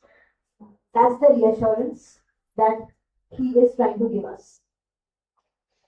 So we have to look at our anxieties actually will come to an end slowly when we walk this path, because we won't need anything else. We will be self-fulfilled. So what is this yoga kshema? Yoga is what I lack. We always want to go towards what I lack. And what we already have, we want to preserve. I want my family. I want my career. I want this financial stability. So here, kshema is protecting what we have. We are always anxious about protecting what we have. And we are also anxious about acquiring new things. Oh, I need to know how to use AI now. Because everyone is using AI. Oh, I need to know what is the latest trend going on in psychology professions. I need to be, upbeat with those things. So we are anxious about two things. Protecting what we already have, and whatever we lack, we want to gain more and more knowledge. Both will be taken care of. Because if you follow the path of higher, nobler values, you will not be dejected. And history is an evidence for this. All our freedom fighters, if you look at them, all these great leaders, whatever was needed came to them at the right time.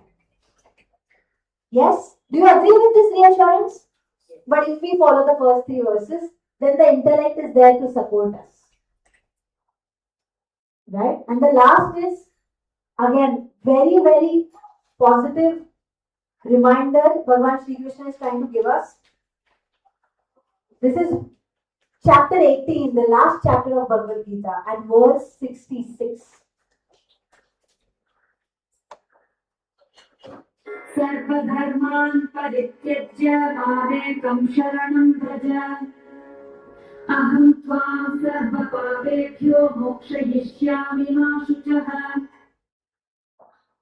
This does not mean do whatever you want and I will relieve, I will give you a lot of security. No, don't take it that way. It means if you take refuge, if you take shelter in your higher values, again, another reassurance. If you take shelter in your nobler values, divine values, you will attain liberation. Liberation means what?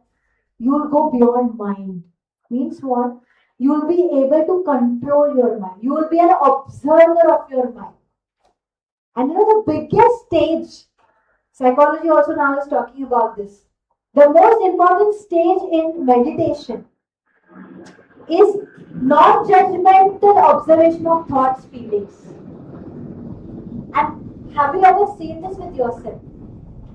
When you are really doing something for someone, let's say if that is your nobler value, that you are doing something for someone, don't we lose ourselves in that?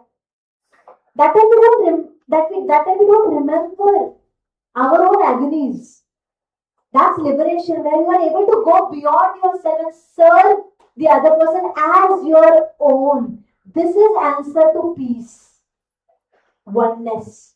This oneness will only come if you go from I to we.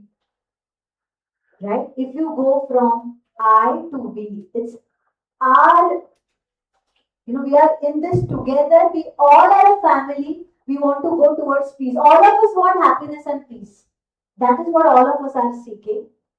So if you are dedicated into your nobler values, you will attain liberation. You will go beyond mind. You will be able to observe your mind.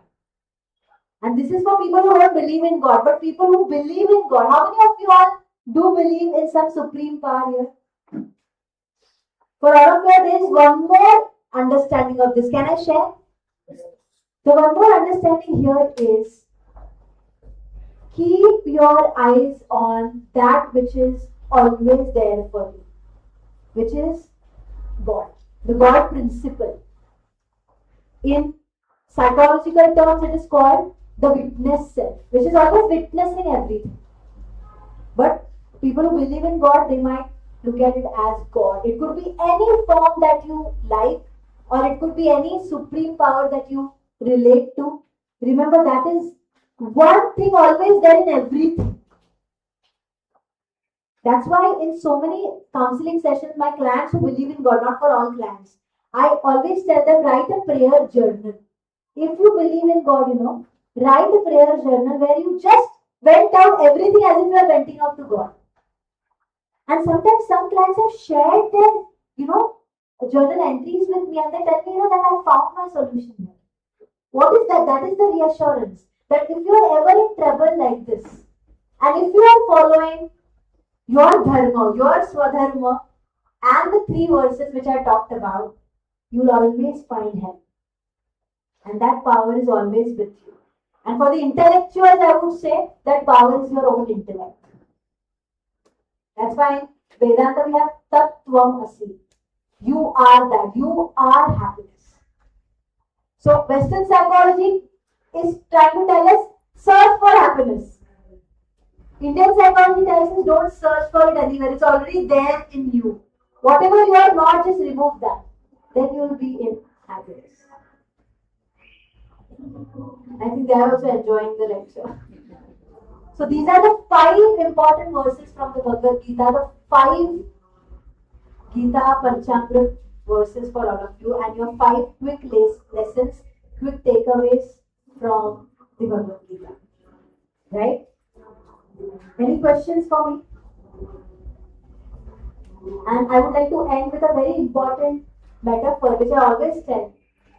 Basically, which this metaphor talks about the verse 4th and the 5th one, that Bhagavad is always with you. Bhagavad is the intellect or God principle or the witnessing self which is always with you. Why do I say this? Look at this beautiful metaphor here. The lighthouse. In the stormy sea of life, we often mistake our ship for ourselves. What is the ship? The ship are the different roles that we play. This is your physical health, your job, your title, your job title, your social status, and your past mistakes. These are the dharmas of the body and mind. We spend our lives trying to patch the leaks in the ship, terrified that if the ship sinks, we cease to exist. So many different storms we experience in our life: anxiety, grief, loneliness, anger, stress, hurt. But do not ignore the lighthouse. The lighthouse is the divine truth, is the principle, God principle. The way a lighthouse stands immovable on the rock. Its light does not change based on how big you are, how big the waves are, what title you have. The lighthouse is always there to guide us. You are the lighthouse. You are not the ship. Abandoning all dharmas does not mean being irresponsible. It means realizing that the purpose of the lighthouse is not to become the ship. The entire world today is making us the ship. Get attached to your role. I need to be a great daughter. I should be an amazing student. I should be a great friend. We get attached to our roles, suffering those roles. We don't pay attention to the lighthouse, which is guiding all the roads. So be your lighthouse. That's what the Bhagavad Gita tries to tell all of us. Okay? So this was my, I would say, humble presentation on mental health lessons from the Bhagavad Gita. I have just given you a glimpse of what Bhagavad Gita is. There is so much more. There are 700 verses. I just help you understand 5 verses. Right? What will these 700 verses do to us? From Martin Luther King, from Mahatma Gandhi, from Lokmanya Tilak, all these people found their treasure of stability, wisdom, peace, happiness in the Bhagavad Gita. It's already available for us. We just have to go and make an enquiry to turn inwards. So thank you everyone. I hope you enjoyed this session. Thank you so much.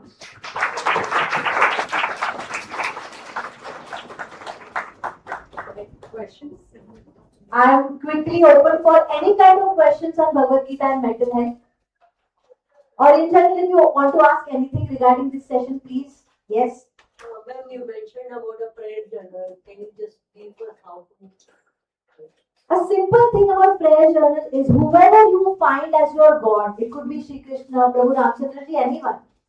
You have to imagine that you are talking to, the God, and just write all your anxieties of the day. So I tell my clients 5 minutes, just do prayer journaling. Sometimes even I do when I'm feeling distressed.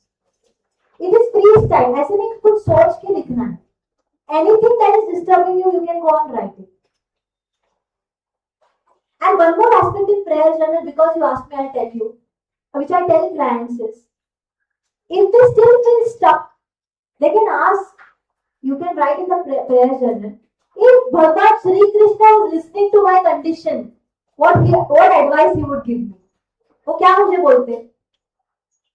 Whoever is your mentor, role model, or God, you have to look at it as a role model question. If your role model listens to your anxieties right now, your negative thoughts, what he would tell you? That gives you a push of inspiration. Right? So these are the two steps in which how you can do the prayer journal. Thank you. Welcome. Anyone else? Also, interestingly, lot of interest is there in this topic. I am sure you are you all more eager to explore now? Yes. Great. At Atha, we have curated a few worksheets on Indian psychology. One worksheet I am giving you as a gift from our side, which I will send it to Neha ma'am and she will spread it across. Those who personally know me, you can message me, because I know some people have come probably through my message maybe. You can message me. That worksheet is journaling prompts from the Bhagavad Gita. How to do journaling from Bhagavad Gita prompts. That's one worksheet my team has created. That is your, I would say, gift from this session, something as a reward from this session from Atha, from my center's side, which I will send it to Neha ma'am. I would really take this time to thank all of you for coming here. As I said, I'm just a seeker. Please forgive me for any mistakes if I have made during this presentation due to my lack of knowledge and ignorance. I am also learning like all of you. And I dedicate this presentation to my passion for psychology, for Indian psychology, and to all my teachers and my gurus who have given me this ability to present. And to even Neha ma'am and Raheja College for organizing this, for giving me this blessed opportunity. Thank you.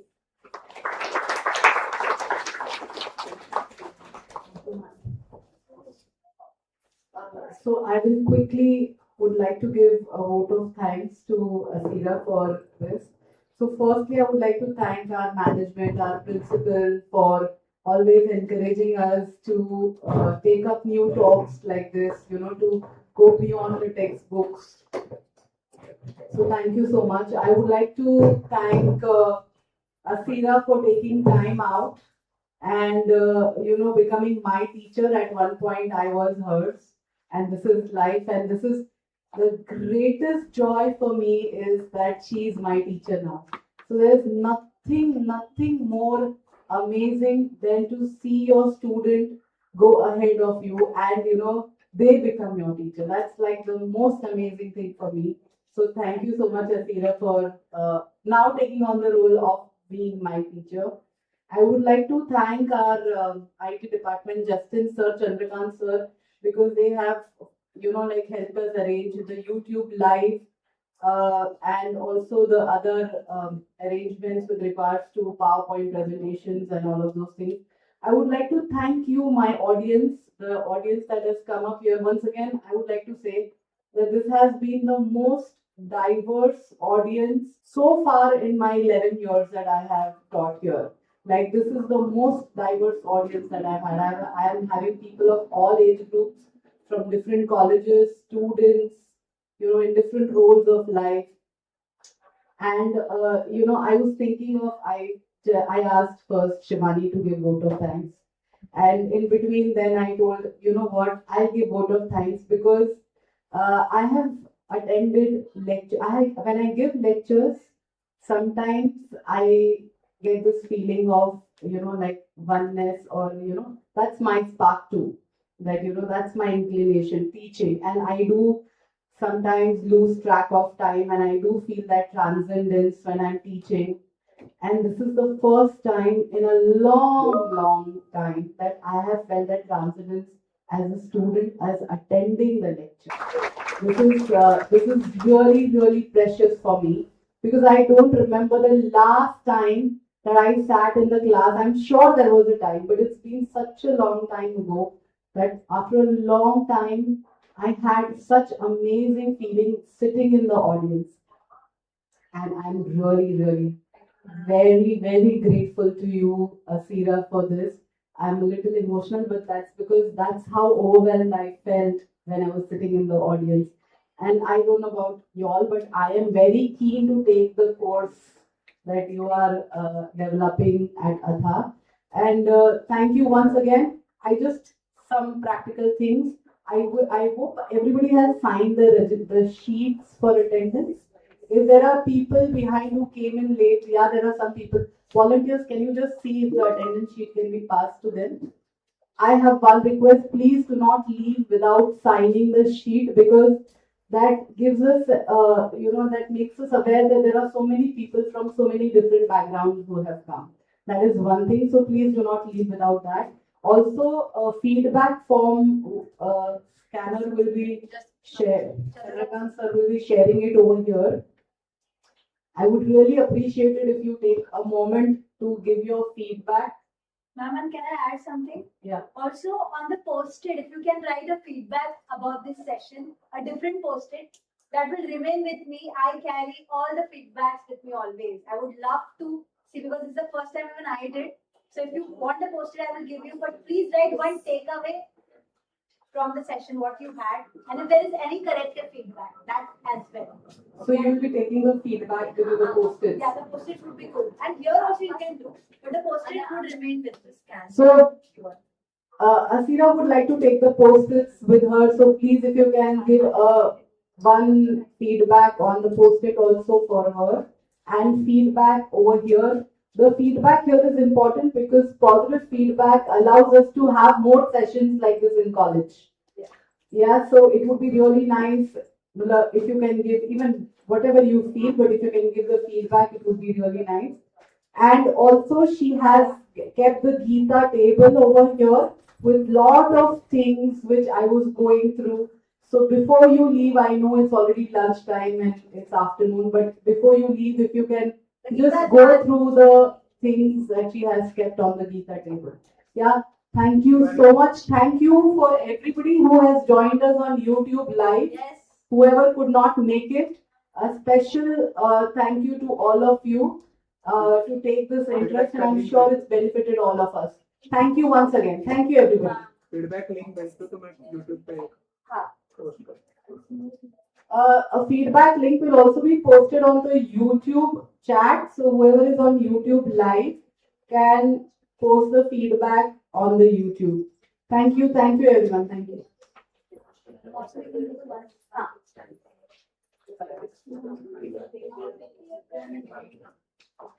Can we also have a picture, please, after this? Once we finish the feedback and you go through the Gita table, we can have one picture. We all can just go there and someone can take a picture from here. They don't need to get up also. It's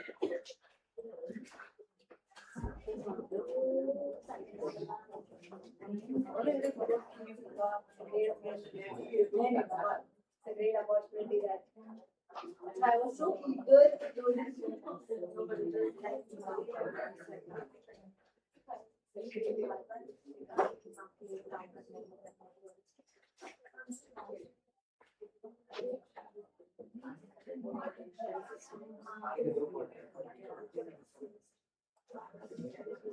I am